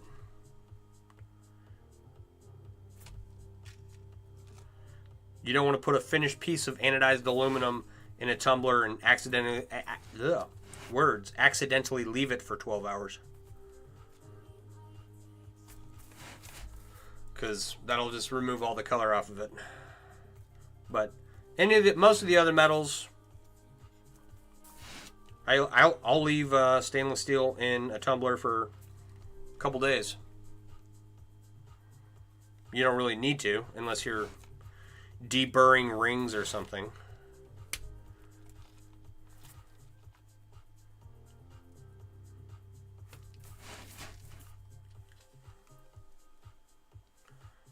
All right. And a tumbler will take your pieces to the next level. Right. I didn't use a tumbler. I didn't have a tumbler for the longest time. And then when I finally got one, I cleaned up so much of my stainless steel pieces. It was amazing. So I got to figure out something else for this, because the tumbler that I have is not big enough to tumble this cube as a solid piece. I've got a bunch of little glitter from aluminum pieces on my work table here, and that I cleaned up these rings, but I didn't tumble them long enough to remove all those little metal shavings, right? And I should have. And I had plenty of time before, I had plenty of time between when I got these rings and when I started working with them. So I definitely should have.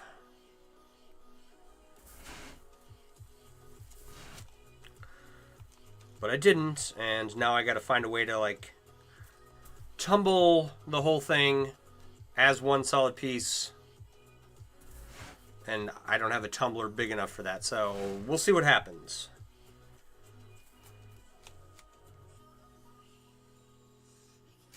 Maybe I need to invest in a rotary or a vibratory tumbler. I wonder if that'll work.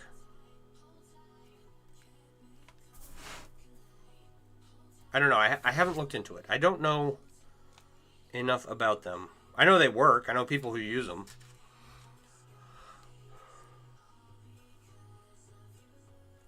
So instead of placing all your items or all your rings into a barrel and having the barrel go round and round, a vibratory tumbler is this really loud thing that it's got a bowl, a big bowl, and usually people use it for like brass from ammunition, and put their ammunition shells in there with some kind of media or some soap and water or something to clean them all up. I don't know the recipe for that mix, but if I took one of these and put it in a vibratory tumbler with some soap and water, I don't know, maybe it'll work. That would mean investing in a vibratory tumbler, but that might be easier and or cheaper than trying to come up with something myself. I don't know.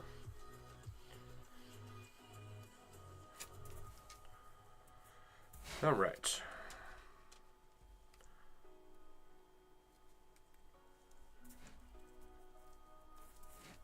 Vibratory tumblers are really loud. Rotary tumblers are loud. Vibratory tumblers are louder. The ones I've experienced anyway. So I'm not opposed to getting one, but I don't know how often I'd use it. I'll have to look into it. Figure out like what's a better option. Stick this in a bucket with some soap and water and drive my truck around and have it stop at stoplights and whatnot. Like, seems like it would take a really long time to get cleaned up that way. Oh, you know what I could do? Here we go. I could jack up the back end of my truck and like tape a bucket to the side of the rotating wheel, the drive wheel, right? Throw this in the bucket, and I'd have to have something inside the bucket to catch this and spin it around, right? So we'll have to have some fins inside the bucket, right? And I'd jack up the end of my truck, put the bucket on, and just step on the gas a little bit and have it tumble. I don't know how many gallons of gas would it take to clean this up?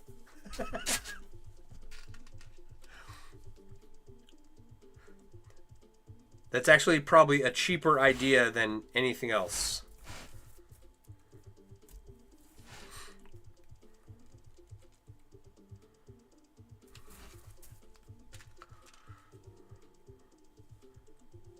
Just make a redneck rock tumbler and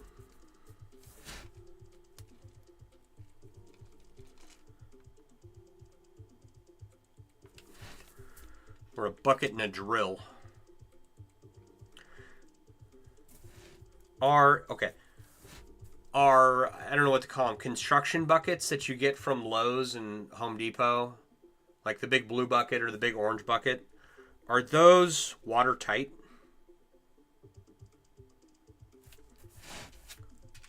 Like 95% watertight? Does anyone know? I'll just find that out, because if you're going to use a bucket, it's got to be watertight.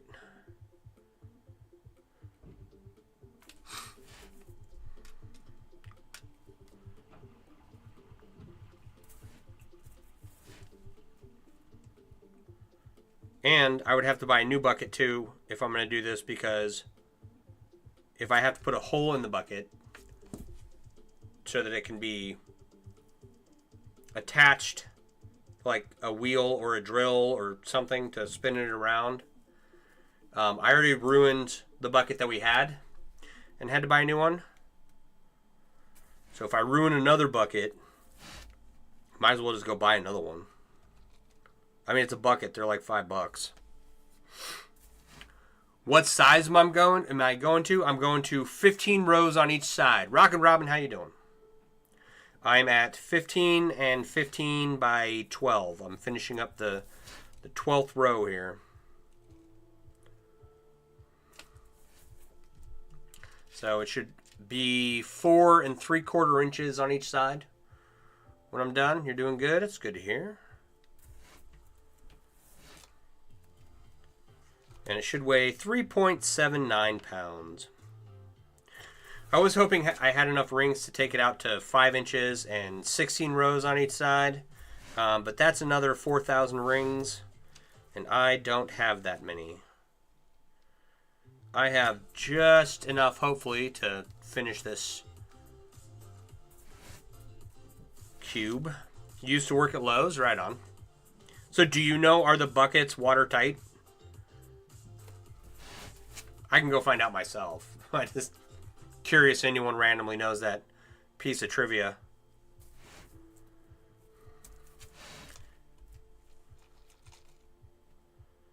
Does anyone specialize in bucket technology? Yes, they are watertight. Sweet. Then it'll work.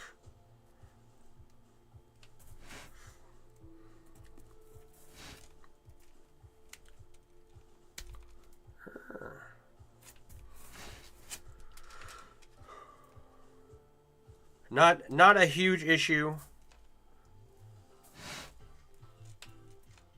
Right, this is mostly clean. And as people play with it, you know, it will eventually, all the little shavings will stop flaking out of it. But it'll also be over at my bar, and I don't necessarily want to leave a bunch of metal flakes laying around. So I'd rather not have that if I can avoid it.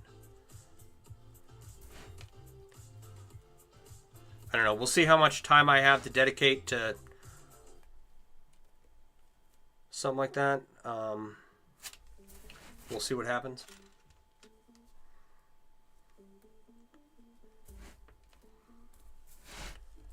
If I were to sell it, tumbling it and getting it all cleaned up would be a much bigger concern.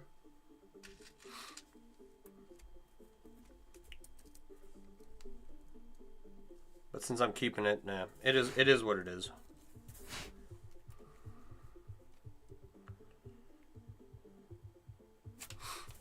That looks so confusing. When I first started, they were very confusing. I got lost many a time, but I quickly recovered and was able to figure out what I was doing. They're pretty easy once you have made a few.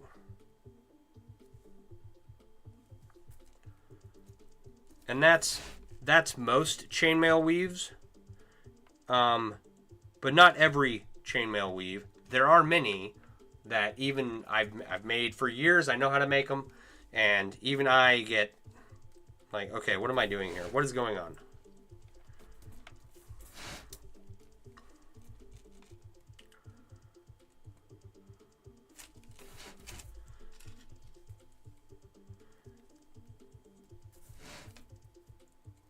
Come on.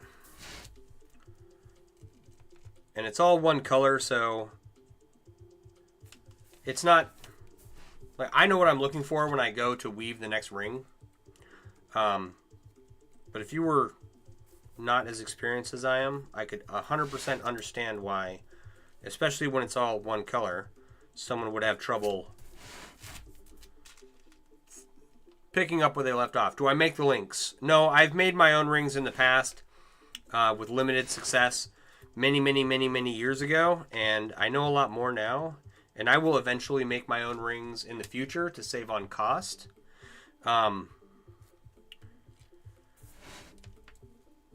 But these were actually traded for. I made a cube for a friend out of rings this size, and he sent me more rings, and now I have another cube. So, knowing how to make a quality chainmail ring and weaving chainmail are two different skill sets.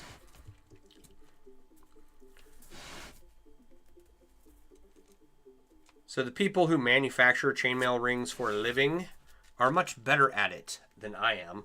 And so I have preferred to purchase my rings over the years. But since my last big project was 42,000 rings, it was over $1,000 in cost. And I was like, okay, I need to figure out a way to cut this down if I'm going to make 10 to 15 of these. So let's not keep ordering rings. Let's figure out a way to make our own setup. So, and I will be doing that sooner rather than later. I can't say when just yet because I don't know. But even if I do have a coil and cutting setup, there are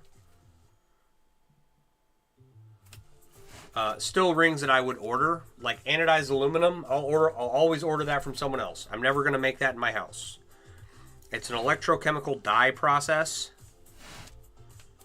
Electrochemical dyeing process to color the aluminum, and I don't want to play with the chemicals to anodize them. Titanium and niobium you can electro-anodize in some... What is it called? It's the water, distilled water with a certain amount of baking soda in it. You run a current through everything, and it'll change the color of titanium and niobium. So I will eventually do those in-house, right?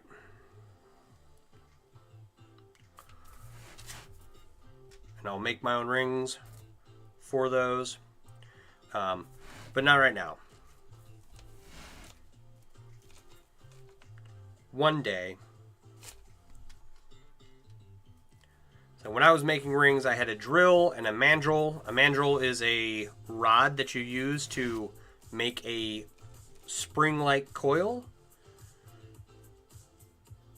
And I had a drill, a mandrel, and wire. And I would make really long coils. And I would hand cut them. And hand cutting's fine.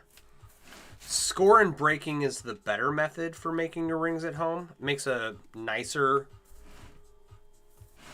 separation, a more flush separation than just hand clipping.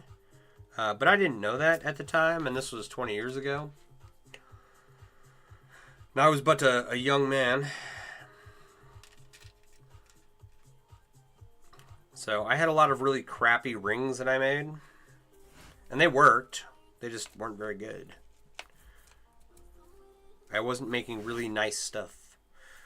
Whereas rings provided from manufacturers that have nice flush cuts look way better than anything I was able to make at home. So if you're looking to get started in making chainmail, I definitely recommend not making your own rings at first. It's like there are kits available to purchase. So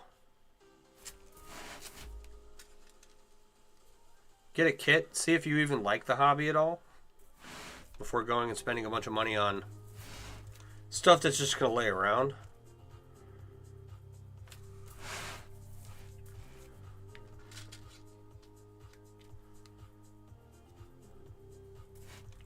There is a really good beginner's kit is called the Chainmail Joe. The kit from Chainmail Joe. I don't know what the actual title is. And it comes with multiple different ring sizes, multiple weaves you can make, and a tutorial booklet. Comes in a really cool box. It's in my Amazon cart. I'm going to purchase one so that whenever this topic of making your own rings versus buying a kit on how to get started, I'm going to have one. I'm going to keep it right here, and I'm going to go buy this one and then set it down again. And I'll show everything in the kit. Not because I make any money for advertising Chainmail Joe or anything. If you buy it from my Linktree, it's an Amazon affiliate link, and Amazon will give me a cut at no cost. It won't cost you any more for that. Right, but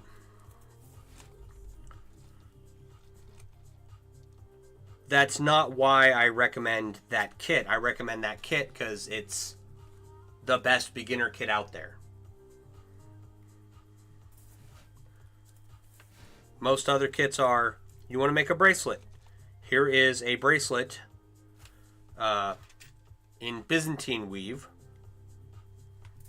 And it might come with a tutorial, it might not. You know?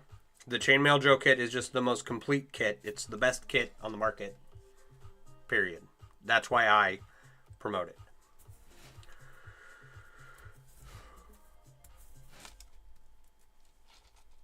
All right. Especially above making your own rings at home to begin with, right? So, not that there's anything wrong with that. It's a great way to start out. It's how I started out. But I struggled a lot. And I was busy making rings when I should have been adding weaves to my knowledge base. And I think adding weaves that I know to my knowledge base and learning those was a lot more beneficial than me hand clipping a ton of poor quality rings, right?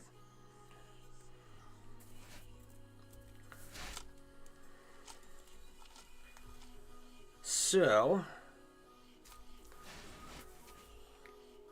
almost on to the last row here.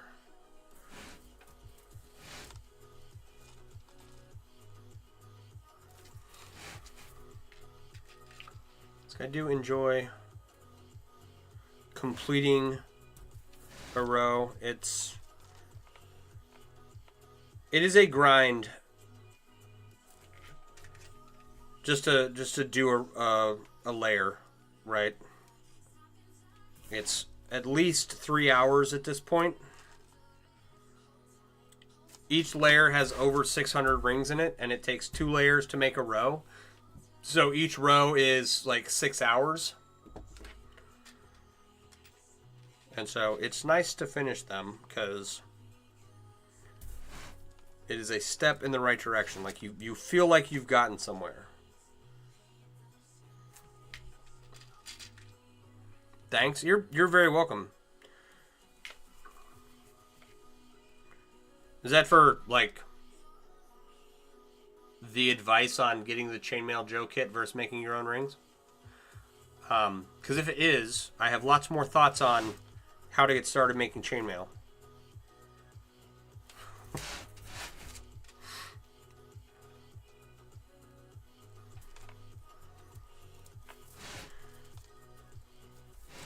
Most of which I usually save till the end of the stream, but since we're... Oh, for all of it? Oh yeah, you're very welcome. We are nearing the end of the stream, because I'm about to finish up this strip here, and that'll be all she wrote for this layer.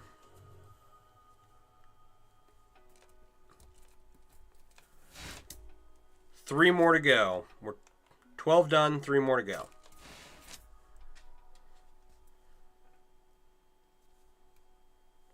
And then once it's done, we'll make some videos with it and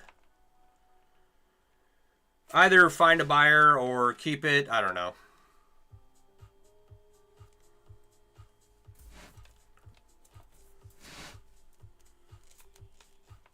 It's like I'm not married to it, but I can't get these rings again.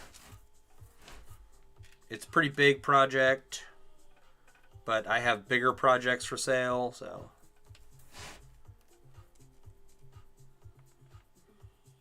It's like I'm not really torn. If someone offered me the right price for it, I'd probably sell it.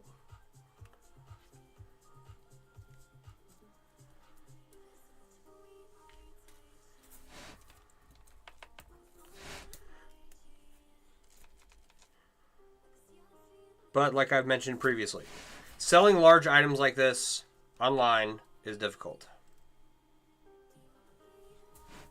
It's not that it doesn't happen. Right? Somewhere between $4,000 and $5,000.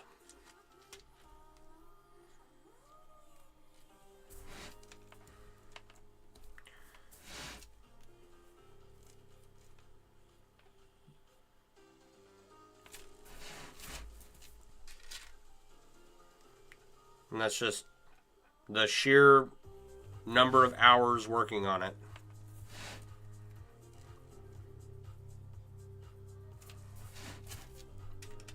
So,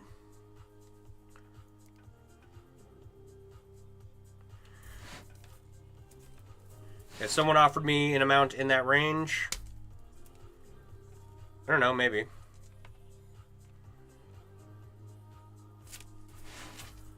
But then it's like I've said before, if you weren't here.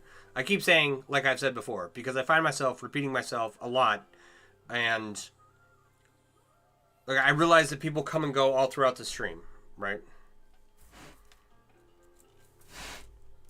So I say it as a way to let you know that I'll probably say the same thing again at some point. What was I going to say? Now I don't remember what I was going to say. Oh well.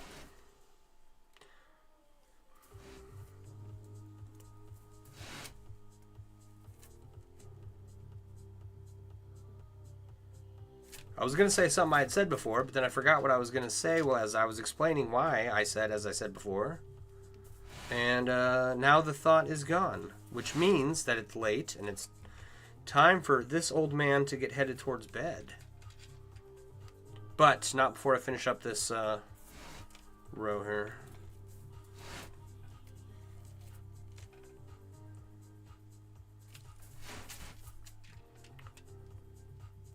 It does get difficult to maintain a ramble. I'm getting better at it. I'm much better than when I first started. The only advice I got when I first started streaming, or the only advice I remember, was don't look at your view count, which you can't not do, right? You're always looking at it. But the point of that exercise is don't care what the view count says. It's never accurate. Just because it says 0 doesn't mean that there's not someone there. So, whatever you do, keep talking.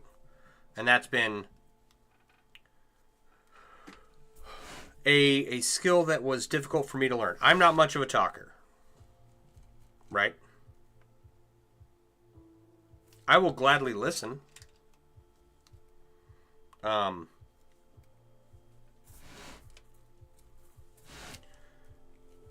But like I'm just okay sitting in silence, you know, listening to music or whatever's on the computer, watching a movie, whatnot. And so it is a skill to sit here and come up with things to talk about, which is I've gotten better at as time went on. When I first started streaming, there were long pauses where I'm literally trying to think of the next thing to say, and it's really awkward.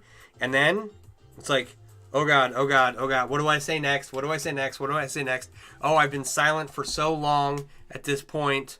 Like, no one's gonna, everybody's gonna think I'm, like special and bump my head too many times. And, you know, that was definitely a real issue when I first started.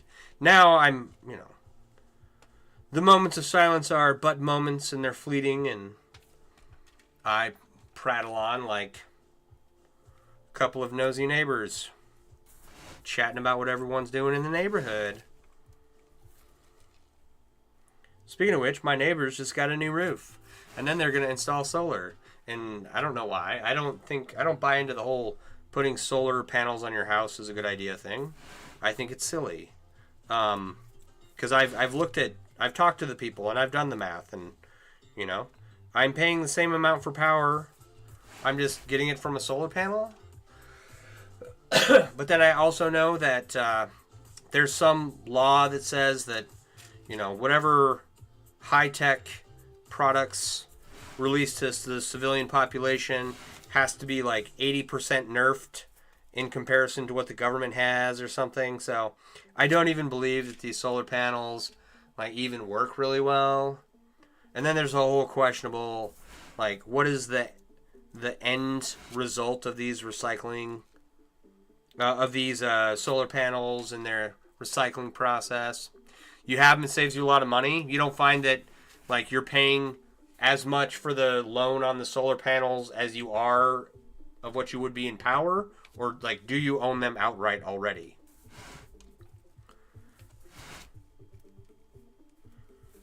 I guess would be my question. Because I would just be paying the same amount on the loan as I would on the solar panels, but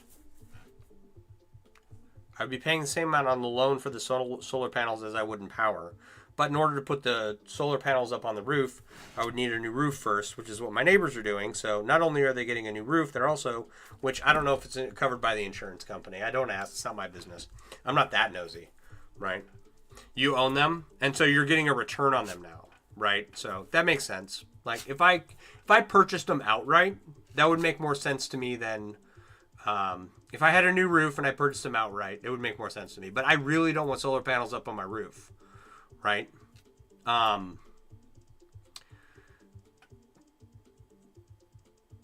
didn't build the house. I don't know how solid the infrastructure of this house is. It seems pretty good, but is it built to withstand the weight of solar panels up there? I'm sure it is, but also, like, got to get a new roof first before I do any of that. And then I'd rather have, like, a big solar panel mounted in my backyard or in a field somewhere where I didn't live in town and, I had property more than this. What do I live on?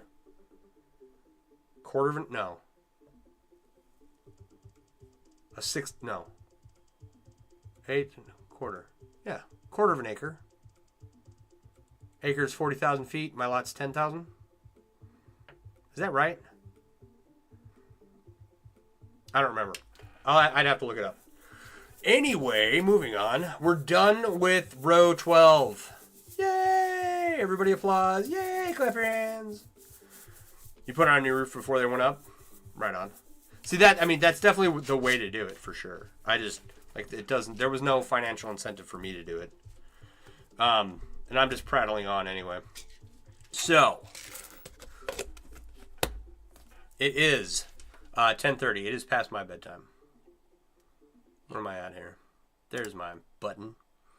For anyone interested in learning how to get started making chainmail, I have some recommendations. In the link tree in my bio, the first link is Amazon affiliate shop, where you can go if you purchase something.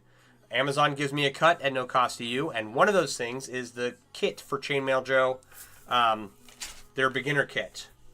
You can get it so that it comes with pliers, but you have to add that. Otherwise, it's a bunch of different size rings, a tutorial booklet where you can learn to make a bunch of different weaves, and it comes in a beautiful box, all decorated in a chainmail pattern. It's awesome. As soon as I have one, I'll have it here. I'll show everyone what's in it. It is by far the best beginner kit out there. Other manufacturers, other chainmail manufacturers make kits, but they'll be for like a single item. Okay, and I do believe that most of them come with tutorials, but make sure that it has a tutorial with it, or you have access to learn the weave that the kit is for, right? You don't want to be stuck with a kit that you can't figure out how to put together. The second link in my link tree is the Mailworks web app. Inside the web app are all the chainmail suppliers I'm aware of, and every supplier is a little bit different. Where to find tutorials, tool recommendations, where to find where other chainmail artists hang out at, and a bunch of other tools for new and veteran chainmail artists. It's a free app. You don't have to download it or anything. It's a web app. It pops up right open. If you want to get started in your chainmail journey, go there and it'll help you out. It's all the resources I wished I would have had when I first got started making chainmail. If you want to see more progress on this, I'm usually here 8 to 10 most nights of the week. We might have to go to 9 to 11. We might have to stream only on Saturdays. I've just started a new job. We'll figure that out as time goes on. There might be more nights I can't stream as I'm learning the new medical record system. We'll see what happens together. I don't know what's going to happen, but I will try to continue to stream as much as possible. The rest of the stuff in my link tree is like my socials and a donation site and PayPal, Venmo. If you want to throw money at me, it helps me fund projects and do cool stuff like this, and I would greatly appreciate it. Other than that, I'm going to get out of here. It's late. I'm tired. It's a chaotic day. Long Friday. I will be back on hopefully tomorrow night. I don't think anything's going on that would prevent me from being here. So I'll be here, and we can make more progress on this cube. And hopefully we'll get this done by this next week. I'm ready to move on. I've grinded through all of this pretty much straight. I'm ready for something else. All right. Thank you so much for hanging out. I do appreciate you being here. You guys make it all worth it. And I like doing this, and I want to keep it up. So please keep coming back. All right. You guys all have a wonderful evening. I'm going to get out of here.